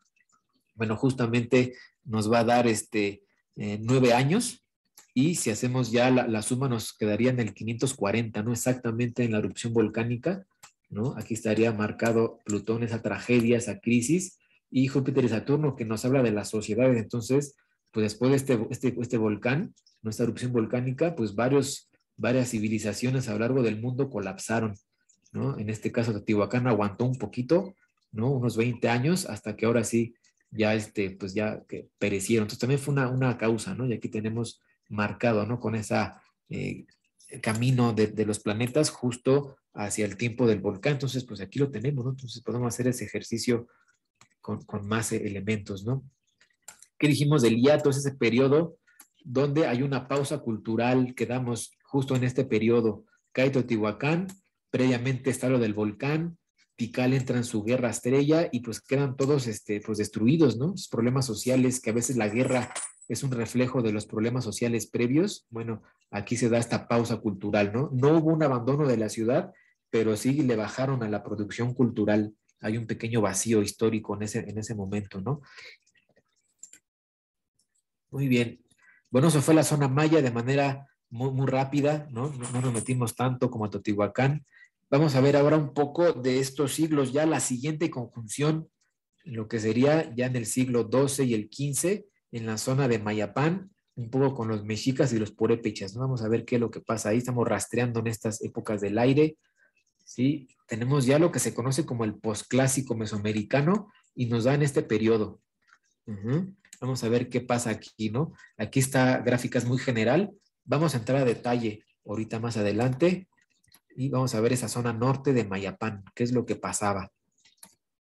También tiene componentes bien interesantes, ¿no? Regresamos a nuestro gráfico. Mayapán lo tenemos aquí y también se da este surgimiento, ¿no? Justo fíjense, aquí que es el cambio, empieza a subir, dijéramos, esta energía, esta cultura, ¿no? Ese combustible de las sociedades empieza a surgir. Mayapán se establece en su punto más alto y justo antes del cambio social, cerca de adelantito de 1400, empieza a declinar hasta que colapsa y de manera también vertiginosa, ¿no? Impresionante. Y Mayapán se parece mucho a Teotihuacán, ¿eh? Tiene muchas similitudes, ahorita vamos a ver, ¿no? También esta palabra multepal, vamos a ver qué es el multepal, ¿sí? Quedamos que esta es un poco general, vamos a verla a detalle. Y bueno, esa sería la zona de influencia de Mayapán, más o menos en este posclásico tardío, ¿sí? Mayapán significa bandera o penón de los mayas, una especie de liga maya, ya se lo conoce también, y fue la última gran capital.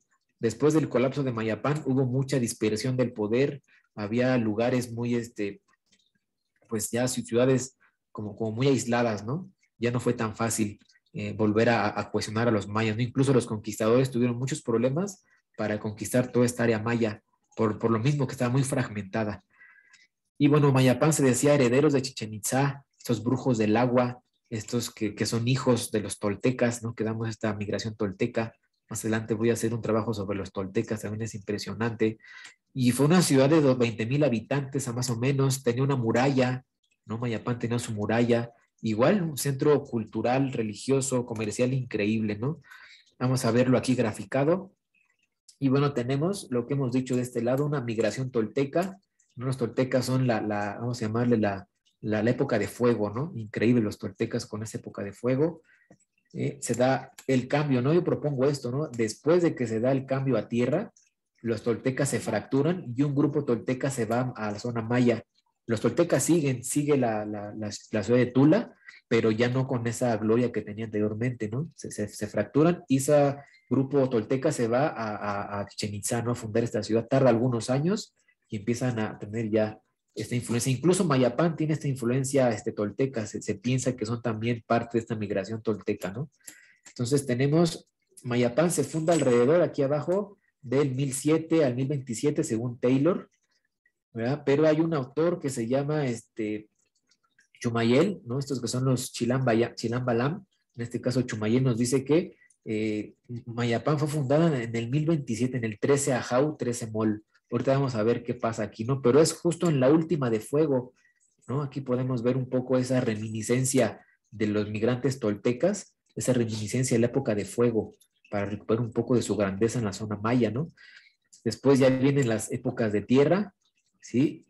Ajá. Aquí tenemos que Mayapán se funda en esta época, pero ya se hace como una liga, justo pues casi a la mitad de la época de tierra, ¿no? Empieza a consolidarse, ¿no? Lo que decíamos, Mayapán se empieza a formular, dijéramos, en este bloque de energía de tierra, y ya para lo que es la época de aire, ¿no? Mayapán derrota a Chichén Itzá y sus aliados, empieza ya a ser cada vez más poderosa, hasta que nos dice igual Chumayel, que en el 1204 empieza la hegemonía de Mayapán, coincidiendo con esta época del aire, ¿verdad? Máximo esplendor de Mayapán en estos periodos, y llegando ya a estos cambios que hemos dicho, la energía del agua se nos introduce, y empieza a haber disturbios sociales, ¿no? La mentalidad cambia, ¿no? Esta legitimidad política, y nos hablan de que hay un colapso de Mayapán en lo que es el Catún 8 Ajau. Recordemos también los Catunes se dan en mediciones de 20 años, tal como las conjunciones de Júpiter y Saturno.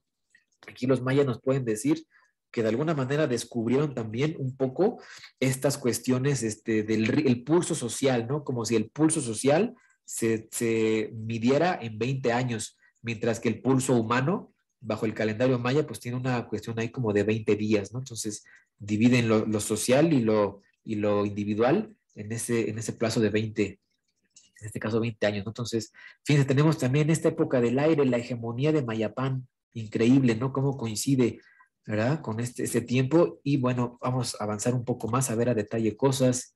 Fundación de Mayapán, en este Catún, quedamos 13 Ajau. ¿Qué va a pasar? Bueno, nos dice Chumayel, ¿no? En Chilam Balam de Chumayel, que en este año, ¿sí? En este día, también hay una conjunción Júpiter-Saturno, pero en fuego, ¿sí? Aludiendo a lo tolteca, ¿no? Creemos que los toltecas son la raza de fuego. Bueno, aquí lo están haciendo un remontar esa energía, ¿no? Como si hubiera quedado almacenada, ¿no? En esta energía de fuego cierta grandeza cultural tolteca, y aquí la recuperan estos migrantes a la zona maya y fundan su ciudad, ¿verdad? Aquí en Aries, en la casa 9, ¿no? Lo ideológico, siempre lo importante, lo religioso de casa 9. Y tenemos pues la parte militar de Aries, ¿no? También esos de Mayapán fueron grandes militares en esta época de fuego, ¿no? Tenemos también Luna en Sagitario, haciendo un trígono con esto, entonces Sagitario, tenemos la Luna aquí en Sagitario, ¿no? Impresionante, con esta cuestión también idealizada, ¿no? Mayapán también se caracteriza por esta innovación política, innovaciones sociales, ahorita vamos a ver a qué se refiere, ¿no? La población estaba ahí con todos ellos, ¿no? Haciendo ese trígono también, aquí a la conjunción, no tan exacta, pero haciendo una conjunción con ellos, ¿verdad? Tenemos al Sol y Plutón aquí en la energía de Tierra, ¿verdad? Haciendo también aquí un trígono, entonces también nos habla de una cuestión de poder, de alguna hegemonía, la cuestión política importante. Venus se encuentra fuera de límites a 25 grados norte, ¿verdad? Aquí en la casa 11 nos habla de esta cuestión también humanitaria, ¿verdad? En Géminis ahorita vamos a ver un poco más de detalles, ¿sí? La luna también hace aquí oposición a Venus, entonces Venus aquí es importante, ¿no? En este caso, y nos habla de esta cuestión política, ¿no? Vamos a ver el sistema político de Mayapán, ¿no? El humanismo ahí con la casa 11, ¿verdad? Ahí tenemos también principalmente, ¿no? Ese tipo de elementos. Vamos a seguir avanzando. Economía de Mayapán, bueno, igual, especialistas en oficios, manufactura, en artes, en diseño, también manejaban obsidiana, conchas marinas, cerámicas, piedra, un gran comercio local y regional, ¿no? Sobre todo las rutas comerciales por el mar, ¿no? Por esas lanchas que manejaban los mayas por toda la zona de la península hasta llegar hasta la zona de Guatemala, ¿no? Por el mar. Entonces tenemos las materias primas, aquí una pequeña cuestión, muchos de ellos dependían de materias primas, importaban todas estas rocas, las piedras preciosas, las manufacturaban y las volvían a vender. Entonces ahí hay una cosa un poco, como tanto manufacturero también como Teotihuacán, ¿no? ¿Qué pasa con el gobierno? Aquí viene lo impresionante. El multepal se le llama a un consejo. Igual no había un rey gobernante, ¿no? Había diferentes casas, digamos, reales de las diferentes ciudades que conjuntaban un consejo. Se reunían a tomar decisiones, no era un gobierno consensuado, no nos dice Lenkensdorf que era una democracia, casi una democracia, ¿no? Más democráticos que aristocráticos, ¿no? También los mayas tenían ciudades-estado. Teotihuacán era más, dijéramos, más, no sé, como que había un poder un poco más al centro, dijéramos, manejaban todos estos reyes magos, ¿no? Pero en la cuestión maya eran ciudades-estado que hicieron una alianza entre ellos y generaron un gobierno de consejo, ¿no? Bajo esta cuestión del aire que quedamos tan importante, ¿no? Mucha burocracia para manejar este gobierno, ¿verdad? Deja de haber esos entierros reales. Recordemos, la zona maya tiene mucho estas cuestiones de los reyes, ¿no? Esta distinción, ¿no? Entonces se dice que hubo una sociedad más igualitaria, dejaron de escribir en piedra y ahora lo hicieron en códices, por eso no hay tanto en esta época, ¿no? El códice no dura mucho. Tenemos que se da un paso de una sociedad teocrática y religiosa a algo más secular y comercial. Fíjense cómo aquí también hay un cambio social bien importante, ¿no? A dejar un poco de lado la religión, ¿no? Volverse más políticamente de consejo, ¿no? Por decirlo, democráticos, entre comillas, no es tal cual democracia, pero bueno, hay un consenso en la toma de decisiones y hay una gran cuestión comercial, ¿no? Todo esto nos lo dice Taylor, ¿no? Esta cuestión de también una casi utopía, ¿no? No al grado de Teotihuacán, ¿no? Que es pues inalcanzable, pero aquí algo similar, ¿no? ¿Qué pasa con el colapso? Bueno, en el Catún 8 Ajau, ¿no? Los mayas tienen este Catún 8 Ajau como un momento de mucha sacudida, ¿no? De muchas cosas complicadas, ¿no? Cada que se repite este Catún 8 Ajau, y hubo una división interna entre pues, los gobernantes, sobre todo la familia Cocom, ¿no? Igual hubo una rebelión del pueblo contra la élite y la ciudad es quemada y abandonada, ¿no? Un caso similar a Teotihuacán. Ya después hubo una epidemia, ¿no? Entonces, pero lo principal es este colapso que se dio de manera también un poco repentina, ¿no? Entre comillas, ¿no? Hay un deterioro social que de repente desemboca en una furia, ¿no? De la colectividad y destruyen todo, ¿no? Como dijimos, este pacto social se fractura, se pierde legitimidad y la gente, pues destruye ese sistema donde habitaba, ¿no? Quedamos, el imperio es una construcción mental, la gente tiene que creer en él para que persista. Entonces, ¿qué pasa con Mayapán en su colapso del 8 Ajau? Vamos a estudiar un poco esto. El 8 Ajau abarca del 1441 a 1461. Justo la mitad sería en el 1451. ¿Sí? Entonces, vamos a sacar, pues ahí, ¿no? Un poco de la idea, ¿no? ¿Qué pasa? Sacamos la carta previa de 1425, ¿sí? La conjunción antes, para buscar esta caída, ¿no? A ver si nos da algo que rastremos para 1450, ¿no? A la mitad del Catún 8 Ajau, a ver si por ahí vemos algo, ¿no? ¿Qué va a pasar? Bueno, tenemos este sol regente del medio cielo, ¿no? Aquí está, y nos dice, nos habla del gobierno, ¿no? La élite política, ¿no? La gente que tiene el poder. ¿Qué pasa? Aquí está el sol, ¿sí? En 4 de Piscis, y tenemos por acá que este sol regente de la 10 va a llegar acá con Urano, va a avanzar 1 grado por año y nos dice que más o menos a 25 años, ¿no? 25 grados de separación, puede haber algún disturbio, ¿no? La élite política llega a Urano y se generan cambios, revoluciones, búsquedas de libertad y pues literal, si hacemos esta suma, nos va a dar este año 1450, donde nos da a la mitad del Catún 8 Ajau y literal, en esta época se da la caída de Mayapán, ¿no? La quema de Mayapán, ¿sí? Tenemos también que tenemos por acá Plutón, ¿no? Plutón está a 29 de Géminis, Urano está a 29 de Piscis, están en cuadratura, y cuando el Sol avanza, pues le cae a los dos planetas la crisis de Plutón y la revolución de Urano. Entonces, en estos 25 años hacia adelante, ahí se va a dar esa fractura, ese colapso, ¿no? Tenemos también a la Luna, aquí está, y a Marte está por acá, ¿sí? Que también están fuera de ataduras, ¿no? Tenemos por acá Marte a 26, Luna a 24, y nos habla también de una energía pues, que se encuentra un poco descontrolada, ¿no? En esta época. Entonces también posiblemente tanto el pueblo como los militares, como en Teotihuacán, ¿no? Tenemos que se juntan Luna y Marte, ¿no? Hay una cuadratura, bueno, aquí están fuera del límite, esto nos puede indicar también esa cuestión de la población y del ejército que tienen aquí como cierta cuestión descontrolada, ¿no? Entonces también aquí hay un patrón importante, ¿no? Que nos va a dar hacia adelante, ¿no? Quedamos unos años después del 325, le hacemos la suma de lo que le falta para llegar al Sol, a la élite política, a hacer aspecto con Urano y Plutón, y ahí se da el colapso, ¿no? Entonces podemos especular que justamente en el 1450 se nos pudo haber dado el colapso del área maya, ¿no? Haciendo esta metodología de conjuntar astrología con arqueología. Bien, y ya por último, de manera muy rápida, vamos a ver la zona mexica y purépecha, ¿no? Vamos a ver un poco lo que pasa aquí con estas culturas, ¿no? Grupos chichimecas, ¿no? Hubo muchas oleadas chichimecas, ¿no? Gente que viene del norte, se establecen en el sur, ¿verdad? Buscando mejores condiciones de vida, ¿sí? Tenemos aquí igual, ¿no? La época posclásica, esta tierra de la peregrinación que nos marca la peregrinación mexica, la peregrinación tepaneca, los tarascos también son grupos nómadas, ¿verdad? Algo muy similar a lo que pasó, por ejemplo, que decíamos, ¿no? En China, los mongoles como grupos nómadas empiezan a organizarse justo más o menos igual en estas épocas y empiezan a conquistar no solo China, sino el mundo entero, ¿no? Toda Asia. Entonces, algo similar sucede con los chichimecas que migran al sur, se establecen en el Valle de México y en la parte de Michoacán y empiezan a crecer, ¿no?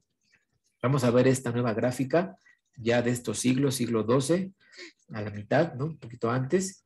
Tenemos lo que dijimos, la fractura de Tula, ¿no? Se da justo al finalizar esta época de fuego, ¿no? Ya empezando en esta época de tierra, ¿sí? Se piensa que los tepanecas salen mucho antes que los mexicas y van a fundar Azcapotzalco justo en esta época de tierra. Vamos a seguir a los tepanecas, son bien importantes porque ellos también son el imperio previo sobre el cual se construyeron después el imperio mexica, ¿no? Entonces, los tepanecas son muy importantes en este caso, ¿no?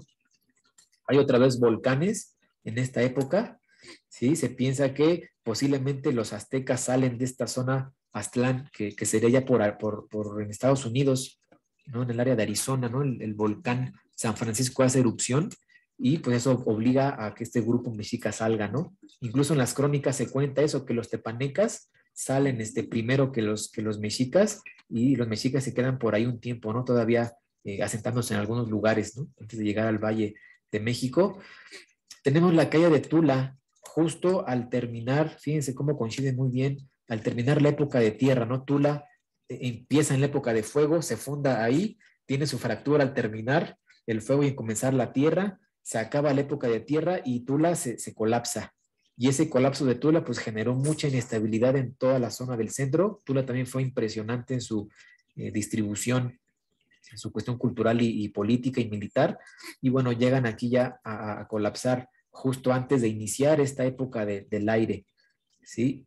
¿Qué pasa después? Más adelantito, bueno, un grupo, los Ucasecha, llegan a la zona o Purépechas, llegan a la zona de Michoacán, igual un grupo nómada. Entonces tenemos, fíjense, las oleadas nómadas, los tepanecas, llegan a Valle de México, iniciando el área de tierra, ¿no? Los purépechas, o previo, el pueblo que después era purépecha, llega a establecerse justo en esta transición, ¿no? En este pequeño cambio de tierra, ¿no? Que se nos intersecta aquí la tierra ya en la época del agua, perdón, del aire, ahí llegan a establecerse, ¿no?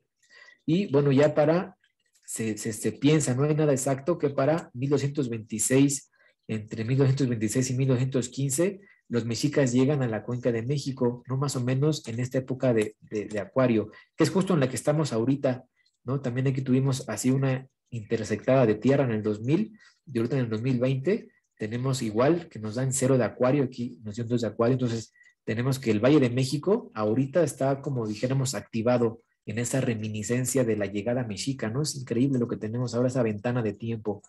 Luego tenemos, obviamente, los mexicas no tienen en esa etapa de aire su hegemonía, la van a tener en la que sigue, en la de agua, pero sí los tepanecas, fíjense, los tepanecas llegan en esta época de tierra, tienen su hegemonía, ¿no? Su máxima expansión tepaneca en esta época, ¿no? Que duró poco, ¿no? Al poco tiempo, justo cambian hacia agua la energía y se colapsa el imperio tepaneca, ¿no? Que fue el previo el imperio sobre el cual se construyó el imperio mexica, ¿no?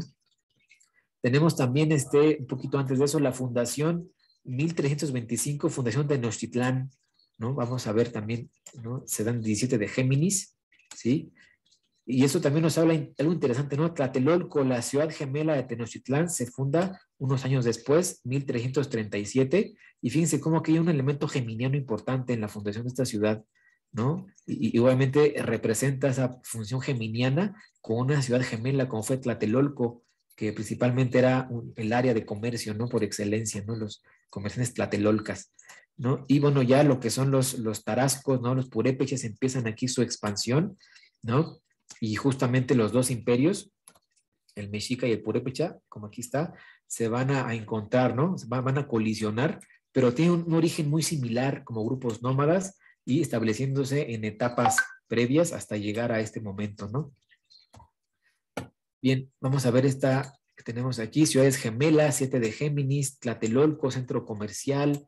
Y aquí otra cosa, así como en Teotihuacán la materia prima era la obsidiana, aquí en la materia prima que utilizaban los tlatelolcas para comerciar a toda Mesoamérica era el tequesquite. Es una sal hecha a partir de bicarbonato de sodio, carbonato de potasio, sulfato de sodio y arcilla, ¿no? Una sal generada en este lago, ¿no? En el que vivían en esta época, ¿no? El lago de Texcoco. Entonces era una materia prima, sobre todo para la cocina, que se mandaba a todos lados, ¿no? Entonces tenemos la obsidiana, ¿no? El tequesquite, ¿verdad? Importante. Los tarascos tenían su ruta de turquesa, manejaban ellos el monopolio de la turquesa, los tarascos, ¿no? Y mandaban igual a turquesa a toda Mesoamérica, ¿no? Entonces también hay una importancia de las materias primas bien importantes, bien valiosas, ¿no?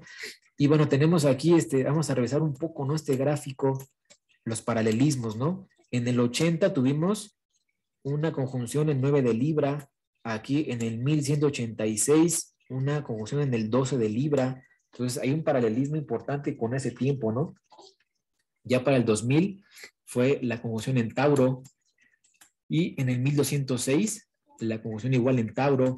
Y es aquí en el 1226 cuando según llegan los mexicas a establecerse, más o menos en esa época, ¿no? Y está esa ventana con el 2020, ¿verdad? Aquí, bueno, se nos da esta conjunción en el cero de Acuario, ¿no? Conjunción exacta en el cero de Acuario. Nos acompañan Júpiter y Saturno desde 29 de Capricornio, pero se alcanzan exacto en el 0,28 de Acuario. Entonces, hay una ventana interesante para nuestra ciudad en esta época, ¿no? Una reminiscencia de refundación, de reconstrucción, ¿no? De nuestra cultura, sobre todo porque pues lo mexica fue lo último, ¿no? Que se pudo rescatar, ¿no? De este tiempo en el que estamos, ¿verdad? Y pues quedamos, ¿no? Esta importancia de lo que es la parte del aire, ¿no?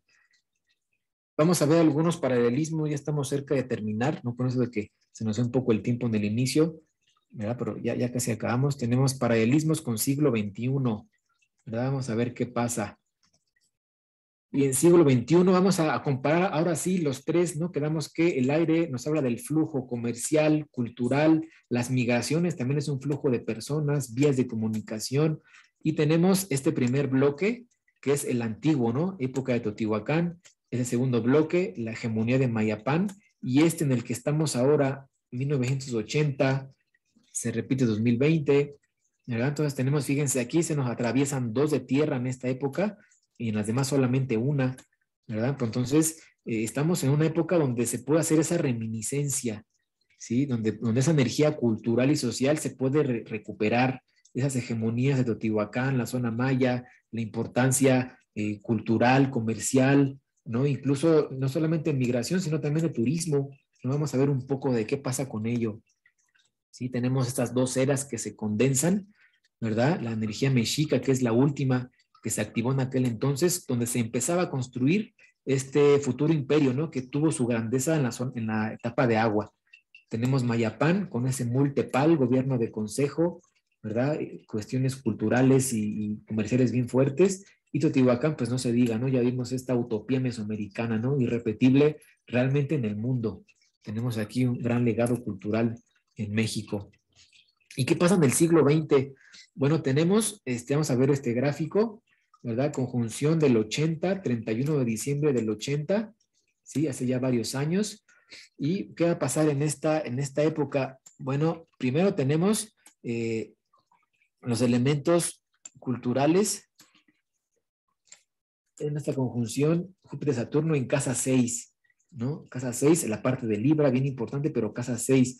Como tal, Libra, recordemos, siempre nos remonta a lo comercial, ¿no? A lo económico, vamos a ver un poco de ello en la historia reciente, ¿verdad? Vamos a ver también, tenemos el regente que es Venus de esta carta en nuestro país en esta época, y Venus pues está en la casa 8, ¿no? También en esta época del 80 hacia acá, tenemos estos cambios económicos y políticos importantes, históricamente conocidos como neoliberalismo, ¿no? Y de repente, pues la casa 8 nos habla mucho esta parte de las deudas, ¿no? Y nuestro país ha sido muy endeudado en aquella época, ¿no? Cuestiones económicas muy oscuras, ¿no? Bancarias, ¿no? El Fobaproa, ¿no? Esas quiebras bancarias y venta y reventa, ¿no? Y el dineral que hicieron los políticos en aquel entonces. Y bueno, también un poco la casa 6 nos puede indicar un poco el factor de la servidumbre. De alguna manera nuestro país pues fue tomado a servidumbre, ¿no? Del imperio actual, de alguna manera, ¿no? Con este forzado neoliberalismo. Ahora tenemos a Quirón como primer planeta aquí en Tauro, que nos habla también un poco de Tauro, la parte económica, la parte tangible del trabajo, y pues también en esa época nuestro país hizo un cambio de paradigma económico que implicó también mucho de estas crisis económicas, de evaluaciones a partir de esa época. Ahorita vamos a ver más a detalle eso, ¿verdad? Entonces, pues tenemos varios elementos importantes, ¿no? Sobre todo Libra, la parte comercial. Ahorita vamos a ver detalles.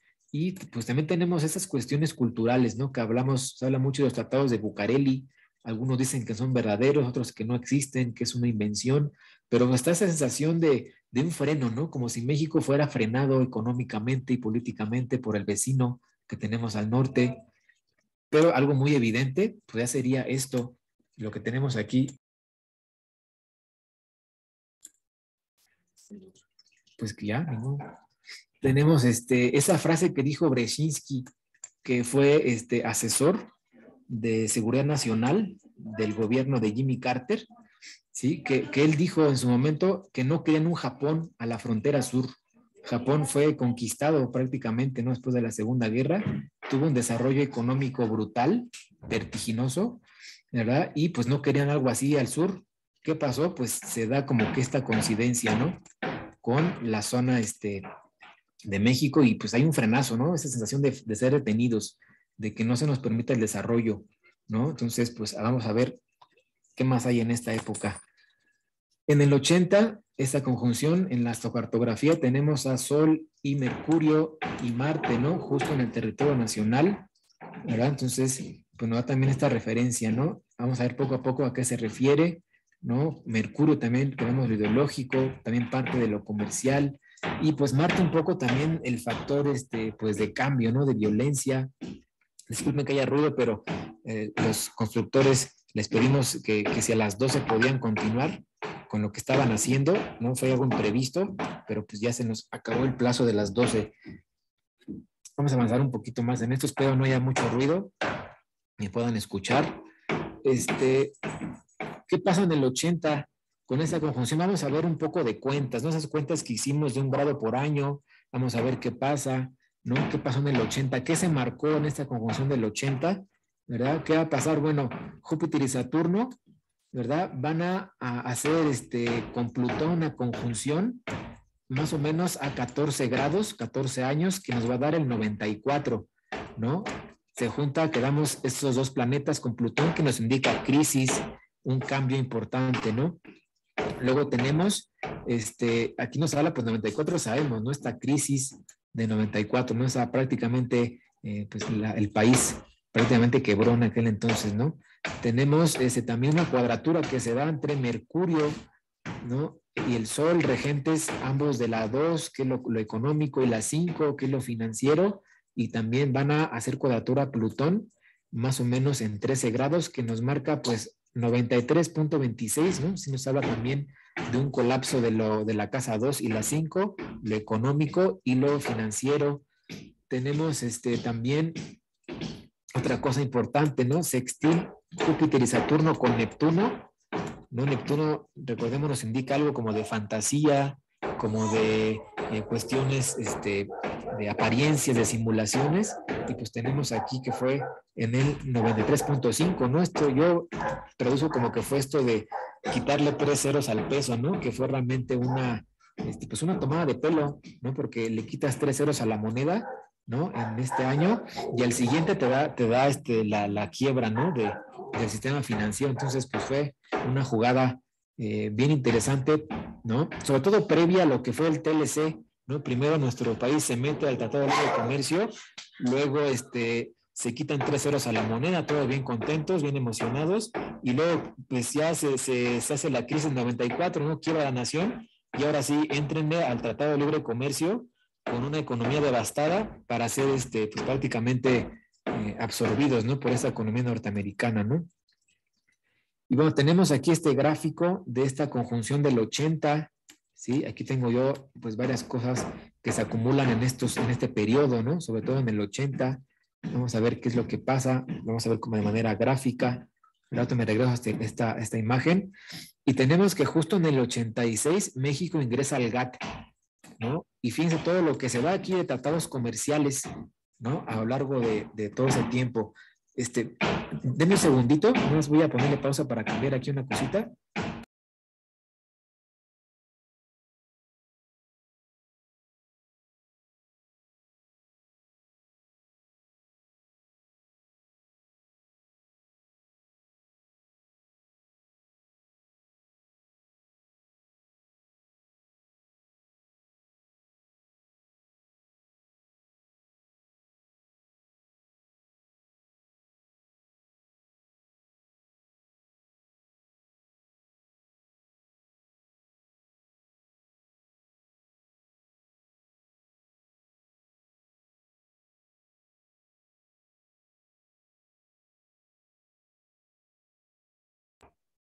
Bien, sí me escuchan ahí, ¿verdad? Bueno, perdón que haya aquí un poco de ruido, pero bueno, se nos trompicó mucho la exposición de hoy. Y voy a continuar con esto que estábamos aquí viendo. Les comparto la pantalla para seguir ya estamos a punto de acabar, ¿eh? No se preocupen. Creo que ya lo están viendo aquí, ¿no? Entonces, bueno, tenemos en este lado lo que sería la entrada a los tratados comerciales, ¿no? Esta ola de tratados comerciales que se dio de manera bien importante por ahí en los años 80, ¿no? Y de ahí no ha parado, ¿no? México es de las economías con más apertura, con más tratados en el mundo. Entonces tenemos que aquí empieza, ¿no? Esto que dijimos, la época importante con Libra, ¿no? Siempre la parte Libra promueve la parte comercial. Y en el 80 tenemos esa conjunción en 4 de Libra, así que se está ahora representando, ¿no? Tenemos este gráfico de aquí abajo que nos habla las exportaciones e importaciones, justo acabando esa parte de los 80s, precisamente en el 86 se empieza a dar ese salto comercial, ¿no? En importaciones y exportaciones, con esto que hemos dicho, la parte de Libra, ¿no? Entonces nuestro país ahora entra en una etapa similar al auge teotihuacano comercial, el auge de Mayapán en lo comercial, ¿no? Eso que empezaba igual con los mexicas en lo comercial. Y tenemos aquí esta imagen de lo que sería la historia económica de México. ¿Qué va a pasar con esa historia económica de nuestro país? Bueno, voy a bajar esto aquí tantito. Tenemos que justo, ¿no? Tenemos aquí, pues, 1875, ¿no? Con el porfiriato, la ruptura que hizo la Revolución Mexicana, la Gran Depresión y todo lo que implicó. Y de ahí después viene la Segunda Guerra y se da un auge económico, ¿no? Comercial. Se dio este modelo llamado sustitución de importaciones, un gran crecimiento, hasta que de pronto, pues llega a su colapso este modelo, ¿no? Hay un desequilibrio fiscal colapsa este modelo en el 80, fíjense justo en esta conjunción que tenemos, y de ahí ha venido pues esta economía de manera extraña, ¿no? A manejarse una crisis, una reforma, ¿no? Nos da esta recuperación, pero justo en el 80, ¿no? Como hemos visto desde hace algunas eras, ¿no? La cuestión de los cambios que son importantes. Y bueno, aquí también en esta parte, ¿no? Vemos aquí en el lado izquierdo, en el 81, cerquita de esta conjunción del 80, pues se da un descalabro económico, ¿no? Esta caída que tenemos aquí brutal, ¿no? Las cuestiones de los indicadores cíclicos, ¿verdad? Que nos habla, pues, este cambio energético que hubo, ¿no? Aquí hasta la izquierda nos habla de este de 2020, fíjense, aquí está 2020-19, que nos da otro descalabro económico debido a esto, a las cuestiones cíclicas, ¿no? De las energías que han habido y que ahora pues todavía existen, ¿no? En esta cuestión importante, ¿no? Vamos a ver también esta gráfica del lado izquierdo que tenemos aquí. Tenemos lo que es la deuda externa también, ¿no? Quedamos aquí en el 82, ¿no? 80, 82, ¿no? Aquí estamos de este lado izquierdo, pues se da, ¿no? Esta gran subida de deuda externa, ¿no? 134%, ¿no? Porcentaje de la deuda, ¿no? Esta deuda pues ha seguido creciendo, ¿no? La tenemos ahora muy alta, ¿no? Nuestra economía ha llegado a un grado de deuda como pues esas economías ya muy viejas, ¿no? Hay muchas economías tienen ya esa acumulación de deuda, por eso quieren hacer el gran reseteo, ¿no? Para que las deudas ya se eliminen, ¿no? Entonces, sería también una de las justificaciones de este cambio que quieren hacer a nivel global. Y la inflación tenemos igual aquí en el 82, 81, 82, se dispara la inflación, ¿sí? 98%, ¿no? Justo producto de este cambio también de época, ¿no? Que quedamos, ¿no? La energía que se va moviendo. Y aquí nos la podemos ver en esos gráficos económicos, ¿no? Así como lo hicimos con los gráficos anteriores arqueológicos, ¿no? Aquí en él tenemos igual 82, tenemos la crisis petrolera, una devaluación pues aquí nos dice devaluación busca de 500%, fíjense cómo se desploma la moneda justo en este cambio de los 80, ¿no? Que implicó la entrada del neoliberalismo, ¿no? Para darle aire a la economía capitalista, ¿verdad? Pero pues ese aire ya se le acabó, ¿no? Lo quisieron revalidar en el 2000, ¿no? Con esta era del terrorismo, pero ahorita pues ya el paradigma económico en el que estamos pues ya no está jalando, ¿no? Hasta quieren, como dijimos, resetear la economía, ¿no? Esto es del Foro Económico Mundial. La parte petrolera, ¿no? Fíjense, teníamos en Teotihuacán la obsidiana, en la zona maya, las materias primas, en Tenochtitlán, el Tequesquite, ¿no? México encontró el petróleo, ¿no? Hubo este modelo exportador, tenemos aquí en esta gráfica de hasta abajo, ¿no? Justo en el 80, 81 se llega al pico de producción petrolera, de exportaciones, y de ahí ha venido colapsando, se ha venido reduciendo, ¿no? La materia prima petrolera. No recordemos en Teotihuacán, pues era la materia prima, pero también tenía una manufactura, no era nada más vender la obsidiana hacia lo pelón, tenía un proceso manufacturado, ¿no? De creación de herramientas, ¿verdad? Y tenemos ahora algo muy similar, por ejemplo, con el litio. El litio también es una materia prima que se puede remontar un poco a estas cuestiones de la obsidiana teotihuacana, ¿no? Del tequesquite de los mexicas, pero pues dándole su respectiva manufactura, ¿no? No dejarlo así como está solita, ¿no? Un litio solo, ¿no? Se requiere algo, ¿no? Entonces, otro paralelismo que tenemos ahora, ¿verdad? En esta época en nuestro país. Y bueno, en comercio exterior, realmente, pues vemos aquí en esta gráfica de 2022, este año, los diferentes tratados comerciales y la importancia a nivel global.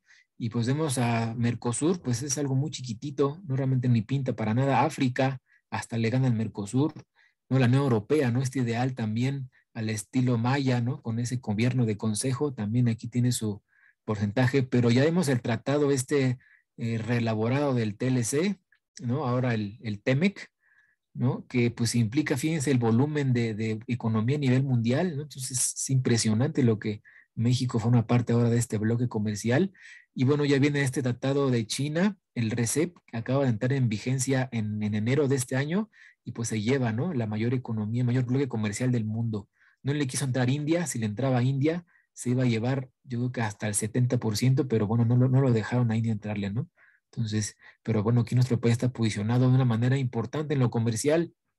Tenemos a México ahora en estos años, ¿no? Gracias a esta guerra comercial con China que tiene Estados Unidos como principal socio comercial de Estados Unidos, ¿no? Después viene Canadá y luego viene China. Entonces, al menos esta guerra comercial con China, pues le conviene a México, ¿no? Están habiendo más exportaciones, ¿no? También importaciones, ¿no? En general ha habido un importante crecimiento, ¿no? Entonces, pues aquí está otra vez lo comercial, ¿no? Como en la antigua Teotihuacán.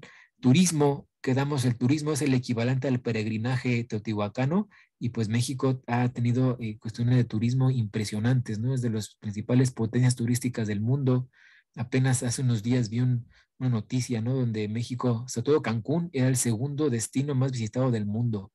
Entonces también otra vez este espíritu teotihuacano, ¿no? Del peregrinaje, ahora hecho en turismo, pues ahí sigue vigente, ¿no? Tenemos aquí en nuestro país como de las principales potencias turísticas, ¿no? Por encima de Alemania, por encima de Japón y de Reino Unido, ¿no? El turismo como motor económico, bueno, España primero y luego viene México, entonces, pues aquí está otra vez el espíritu de peregrino, ¿no? De visitante, ¿no? Y la derrama importante que nos da el turismo, ¿no? Con todo este dinero que ingresa a nuestro país, pues desde hace varios años, ¿no? Entonces hay algo muy importante, ¿no? Migración, también movimiento de personas, ¿no? Es muy sabido esto que sucedió en esta época, aquí lo tenemos abajo, ¿no? Crecimiento migratorio, justo en los 80s que está por aquí, tenemos este disparo de migrantes en Estados Unidos, ¿no? Este flujo social, ¿no? También hay un importante movimiento de personas, ¿no? Entonces, todos ellos pues mandan dinero, ¿no? La remesa, que es de los más importantes, ¿no? Entre China y la India, México es de los principales receptores de remesas a nivel global. Mandan mucha gente al exterior y regresan en su dinero a las familias que se quedan aquí, ¿no? Entonces, otra vez se activa otro elemento teotihuacano, ¿verdad? Y pues el efecto neoliberal, ¿no? De alguna manera, todo lo que nos explicó, ¿no? Neoliberalismo, como quedamos, este cambio de tierra a aire generó ese desequilibrio económico, ¿no? Los británicos y los estadounidenses quisieron revivir su sistema económico, relanzándolo como neoliberalismo, ¿no? Lo hicieron en los 80s. Ahora, con este cambio de paradigma, pues ya caducó el sistema, ¿no? Realmente ya no está dando lo que debería de dar. Incluso la globalización pues de ahora que fue 24 de febrero, con esta invasión rusa a Ucrania, pues ahí se murió la globalización literal. Se acaba la globalización, ¿no? Con esas mega sanciones a Rusia, pues ya se bloqueó el comercio mundial, quién sabe qué van a hacer, ¿no? Le salió peor a los europeos, ¿no? Entonces, vamos a ver unos meses los efectos, ¿no? ¿Y qué pasa, por ejemplo, aquí? Poder adquisitivo, en esta gráfica a la izquierda, el poder adquisitivo mexicano justo a finales de los 70 estaba pues en su punto más alto y de ahí se ha desplomado, ¿no? Muy conocidos estos gráficos, ¿no? Donde el poder adquisitivo pues no solamente se desplomó, sino que ahora ya se estancó por muchos años y justo ahora, ¿no? Hace unos años con esas propuestas que se han hecho, pues ha venido subiendo un poco el salario mínimo, ¿no? Pero pues este cambio económico que estamos viendo, pues es también parte de esta cuestión del aire, ¿no? Ese paradigma que se está intercambiando y la parte de la pobreza, ¿no? Es muy conocido en nuestro país, ¿no? En estos, al menos en América Latina, ¿no? De los primeros 4 en desigualdad, ¿no? Brutal desigualdad, millones de pobres, ¿verdad? Y unos cuantos con una gran riqueza que pues se aferran al poder ahora, ¿no? Tenemos que las élites son lo que cae, ¿no? La sensación de dominio, ¿no? De unos sobre otros, ¿no? El pacto social se fractura y pues eso es lo que estamos viendo en México, ¿no? Incluso a nivel global, ¿no? Estos mega ricos que son dueños de los medios de comunicación y que tratan de dar su verdad a todos los demás, ¿no? Imponer su idea, pero pues la gente ya no se las cree, ya hubo este cambio energético, ya hubo este cambio ideológico y pues su legitimidad está fracturándose, ¿no? Es lo que experimentamos. Y bueno, ya para tener esta terminación 2020, ¿qué va a pasar? ¿No? ¿Qué tenemos ahora en 2020 en esta conjunción que se acaba de dar? Bueno, tenemos algunas fechas importantes, ¿no? Aquí, por ejemplo, algo muy notorio, ¿no? Tenemos aquí en nuestro país conjunción que se da en la casa 12, ¿sí? Esos planetas van a avanzar y se van a posicionar justo en el ascendente, justo en el 2026, poquito más, pues casi 2027, ¿no? Van a llegar al ascendente, no sé qué nos va a indicar, pues va a haber más agencias de nuestro país, va a haber mayores oportunidades de manejarse en casa uno, ¿no? Con mayor voluntad, mayor acción, ¿no? Entonces, esperemos este año que sea benéfico. Tenemos que ahorita, ¿no? Plutón y Marte están en cuadratura, ¿no? Eso nos puede indicar esta lucha de poderes que hay ahorita, la vieja hegemonía los viejos millonarios que se enfrentan a la nueva élite que está creciendo, ¿no? Esta nueva élite que no todo cambio político implica pues que hay nuevas mafias, nuevas élites, nuevos grupos, y eso es lo que está pasando, ¿no? Hay un enfrentamiento igual en lo global, ¿no? Este gráfico es local, pero pues solamente nos va a dar las casas, ¿no? En la Ciudad de México, pero en términos generales es una carta para todo el mundo, ¿verdad? Sin tomar en cuenta las casas y pues aquí esa cuadratura Marte-Plutón, pues nos puede indicar un poco esta lucha, ¿no? Que hay ahora en esos poderes globales, ¿no? Entonces tenemos 2026, tiene aquí tres indicadores, ¿no? Importantes. La cuadratura también de Urano. Urano va a ser aquí una cuadratura también con Júpiter y Saturno para 2026. Hay un eclipse a 20 de Leo que va a ser cuadratura al medio cielo en el 26. Entonces hay varios indicadores que nuestro país en el 26 puede tener algo importante, ¿no? Algo que pueda suceder. Vamos a esperar que se da. Y 2024 entra Quirón aquí con algo, también nos va a hacer un sextil Quirón. La luna va a cambiar de signo en el 2024, que son aquí también las elecciones. Hay un eclipse que se va a dar a 19 de Aries, que se va a conjuntar a Marte. Entonces, pues hay una sacudida fuerte, ¿no? Para este próximo 2024, ¿verdad? Y para 2027, Marte cambia de signo, ¿no? Entonces, bueno, son los principales, ¿no? Más cercanos, 2026, 2024, ¿no? Hay algunas indicaciones y pues a ver qué se nos depara para aquel entonces, ¿no? Pero pues ya hay esta fractura del poder, ¿no? Incluso, tenemos aquí está Urano posicionado sobre México, nos habla de estos cambios, revoluciones, 2020, ¿no? Lo más cercano que pudo haber de ellos es esto que se dio en 2018, ¿no? Que fue este cambio político importante que de alguna manera desenmascaró la política en nuestro país, ¿no? De repente esta alianza, ¿no? Del va por México, sí por México, quién sabe cómo quedó ya, pues que según los partidos opositores entre sí, pues ahora ya son compadritos, ¿no? Entonces, a ver, ¿cómo está eso, ¿no? Entonces, esa sacudida política que se dio en aquel entonces, pues es parte de creo que este proceso, ¿no? Y un cambio, para bien o para mal, quién sabe, pero pues estas sacudidas cíclicas que hemos visto en nuestro país están ahí y pues tenemos también pues todos los elementos que hemos visto alrededor, ¿no? Vamos a ver algunas cosas para este año, qué está pasando, ¿no? Tenemos aquí abajo, podemos ver, esos son los planes para revivir los trenes en México. No solamente está esto del Tren Maya, también hay mucha inversión que está haciendo en los trenes, ¿no? Hay un tren de alta velocidad, ¿no? Que se va a hacer entre Monterrey y San Antonio, ¿no? El bien conocido Tren Maya, ¿no? Con esta área Maya que ahorita está revitalizándose, ¿no? Con el Mayapán, el Multepal, bueno, aquí este proyecto está intentando, ¿no? Darle también a la zona Maya un poco de desarrollo, ¿no? El tren del Istmo, que va a hacer la competencia del Canal de Panamá, ¿no? Sacar mercancías de un océano a otro, ¿verdad?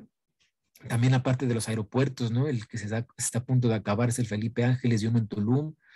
El corredor TEMEC, que va a desarrollar también varios trenes de México hacia Estados Unidos y generar este comercio. Entonces, pues los medios de comunicación no están avanzando, ¿no? Por ejemplo, China ahorita tiene una red de trenes de alta velocidad impresionante, creo que es como 50,000 kilómetros de trenes de alta velocidad, ¿no? En México, pues todavía apenas va uno, ¿no? Monterrey a San Antonio, pero bueno, al menos los trenes se están reactivando en varios lados. La misión a la Luna, que va a ser la UNAM, ¿no? Impresionante, ¿no? Buscan aquí la misión de la UNAM, desarrollar robots para minería espacial, vamos a ver cómo les va. Y algunos proyectos turísticos, ¿no? Pues hay varios, ¿no? Parques que están construyendo en México, en la zona del Pacífico, ¿no? En varias áreas, ¿no? Que están construyendo grandes, pues, hoteles, ¿no? Y lugares de espectáculo, ¿no? Impresionantes. Entonces aquí se reactiva otra vez, ¿no? Las comunicaciones, se está reactivando ahora también esta parte la exploración, ¿no? Un poquito aquí con eso de la luna, está haciendo aquí también el turismo, ¿no? Y quedamos que siempre fue importante, ¿no? El flujo de personas. Y bueno, tenemos esto que dijimos, ¿no? Obsidiana, tequesquite, petróleo, litio, es la última, ¿no? Que tenemos ahora, ¿no? También se quiere hacer esa empresa mexicana de litio, sería de vital importancia que no se lo queden los chinos, que no se lo queden los canadienses, ¿no? Que se reviva esa gloria, ¿no? De manejo de un recurso natural y su manufactura, ¿verdad? Que tenemos algunas exportaciones mexicanas, ¿no? Vehículos, ¿no? Maquinaria eléctrica, aparatos mecánicos, Sí, como tal, como hemos dicho, ¿no? El turismo es importantísimo, ¿no? Tal como esa época teotihuacana, ¿no? También aquí, pues serían cosas a desarrollar un poco, ¿no? Centro de arte, ¿no? La cuestión artística, la cuestión ideológica, ¿no? Se va a ser importante desarrollar la parte política, ¿no? Habría algo que se pudiera hacer, ¿no? Con la cuestión política, ¿verdad? Con esas formas de gobierno distintas, ¿no? Ojalá pudiera desarrollarse algo así. Y bueno, aquí tenemos unas proyecciones, ¿no? Para el 2050, ¿no? Viendo esas ideas, ¿no? De cómo se va a desarrollar el mundo más adelante, pues aquí México aparece como la séptima economía del mundo. No esperemos que así prevalezca, ¿no? Que así avance toda esta cuestión. Y pues ahí está, ¿no? Un panorama para México muy positivo, muy próspero. México aquí sería pues ya parte del G7. Rusia aparece en la economía 6. Ahora con las sanciones, quién sabe si llegue ahí, ¿no? Quién sabe, a lo mejor se va hasta el 10 o más abajo, ¿no? Entonces México subiría, pero bueno, aquí tenemos un pronóstico para nuestro país en 2050 muy positivo. Y más lo que estamos viendo, ¿no? Esta ventana temporal que hay abierta hacia Teotihuacán, hacia la zona maya, ¿no? Son cosas que podrían también, ser importantes, ¿no? Y ya como para terminar nuestros resultados, ¿no? Tenemos las conjunciones exactas que nos van a manejar el ritmo de las casas también por los próximos 20 años, sobre todo las casas, ¿no? Nos van a dar esta cuestión exacta, ¿no? Conexión con ciclos anteriores, estamos reviviendo un túnel temporal, una reminiscencia, ¿no? Cultural, donde podemos recuperar todo ello, ¿no? Tenemos el auge que se dio en aire, ¿no? Teotihuacán y en agua también en la zona maya y en los mexicas, tenemos esas culturas que duraron dos periodos sinódicos, acuérdense de elementos, algunos inician en una época, un elemento, llegan a la hegemonía en la que sigue y colapsan, acabando eso, entonces duran como dos periodos, ¿no? Entonces eso fue algo bien interesante, ¿no? La igualdad en Teotihuacán, ¿no? Ese gobierno innovador, esa utopía teotihuacana sin parangón en otro lugar del mundo, ¿no? Impresionante, ya vieron la desigualdad, ¿no? El índice Gini de Teotihuacán, pues es impresionante, ¿no? La cuestión política, el multipal, el consejo y el comercio como tal tan valioso, ¿no? ¿Cuáles son las conclusiones? Bueno, tenemos un pasado muy rico, muy diverso, ¿no? Increíble nuestra cultura que podemos hacer, incluso también, ¿no? Comercio cultural, ¿no? Turismo cultural es algo importante. Y los cambios en el poder, esto que vemos no solamente en México, ¿no? Con esto de las élites que han estado cayendo ahora, también a nivel global, ¿no? Esto de la guerra con Ucrania, pues marca el cambio de era, ¿no? Ya no es la OTAN que siempre puede invadir sin importarle nada, ¿no? Ahora Rusia se toma el control y pues ahí está haciendo su lucha, ¿no? Desafiando el poder global. Entonces ya estamos en otra era, ¿no? Rusia se desmembró, ¿no? Con esto de la caída del muro de Berlín. Bueno, ahora ha regresado y pues ya, ¿no? Tiene ahí una importante situación, ¿no? Es un desafío importante poder global, ¿no? Como que damos la hegemonía, ¿no? Que se cuestiona la legitimidad, ¿no? Y bueno, búsqueda de igualdad, ¿no? Ahorita está de moda eso de la igualdad, ¿no? Piketty es uno de los principales autores de las cuestiones igualitarias, ¿no? No es posible tanta desigualdad en el mundo, ¿no? Y bueno, Teotihuacán pues tiene ese primer lugar en igualdad, ¿no? En cuestiones económicas. Y pues podemos emular ciclos anteriores, ¿no? Es ahora un tiempo importante para México y esto que hablamos aquí de rotación de élites, es una propuesta que tengo acerca de esto, ¿no? Si tenemos la rotación política, ¿no? Con la democracia, ¿no? El poder se alterna con otras personas, ¿no? Se remueven de su cargo y vienen otros. Se puede hacer esa rotación, por ejemplo, en el poder económico, ¿no? Los multimillonarios pues, van a seguir siempre ahí, ¿no? Con más poder, ¿no? El poder político se va fragmentando al cambiar de personas. Bueno, habría una manera de hacer esto, ¿no? Que el poder económico también rote, ¿no? Se podría a lo mejor, no sé, se me ocurre un ejemplo, ¿no? Esta licitación que se le estaba acabando ya a Slim, ¿no? Para Telmex, pues a lo mejor quitársela, dársela a un grupo de jóvenes empresarios, ¿no? Un grupo de personas que pues tengan cierta experiencia en manejo empresarial, dejárselas por unos 5 añitos, ¿no? A lo mejor que saquen todo lo que puedan de ahí, que trabajen, y luego se le va a dar a otro grupo igual de empresarios jóvenes, ¿no? Con otras ideas, ¿no? Que no se parezcan, que no tengan vínculos con los anteriores, ¿no? Entonces, podremos hacer eso, ¿no? Una especie de, pues no sé, una especie de neoliberalismo de Estado, ¿no? Si quieren, privatizamos todo, pero todo se le va a rotar a diferentes grupos de económicos, ¿no? A diferentes grupos, ¿no? Que no se repitan, ¿no? En algún periodo, pero que todo tenga la oportunidad de que diferentes grupos de poder cambien, ¿no? Incluso esta rotación de élites al final el nombre podría ser la rotación de las mafias, ¿no? Porque al final todo grupo de poder enquistado por muchos años, pues empieza ya a corromperse alrededor, ¿no? Entonces, lo hemos visto en varios lugares, ¿no? En los sindicatos, ¿no? Incluso en grandes universidades que hay gente que trabaja por años, se queda en el poder y de repente pues ya se quedan ahí, ¿no? Y los jóvenes que vienen debajo pues no pueden acceder a esos privilegios de los de arriba, ¿no? Entonces podremos establecer esta innovación política, ¿no? Una rotación a todo nivel, ¿verdad? Donde haya nuevos grupos de poder que tomen control por un tiempo determinado de algún sector, alguna mina, ¿no? Algún aeropuerto, si quieren incluso algo, y acabando su periodo, órale, el que sigue, ¿no? Y viene otro grupo con gente fresca, ¿no? Con nuevas ideas, con ganas de trabajar y que van a derramar ese dinero a su grupo alrededor, ¿no? ¿No? Asumiendo que pues también un poco la corrupción es a veces pues inevitable, bueno, al menos la corrupción llega a otro grupo de económico distinto, ¿no? A los mismos de siempre, entonces digo, podría ser una opción, ¿no? Una innovación política, ¿no? Muy bien, y pues bueno, eso sería todo de mi parte, estoy muy agradecido por su tiempo, ¿no? Esta cuestión extraña, ¿no? De que se nos trompicó la conferencia y que están algunas fuentes donde ha salido todo esto. Y pues bueno, un gusto participar con ustedes y pues no sé qué tiempo nos demos, Miss, para algunas preguntas. Muchas gracias.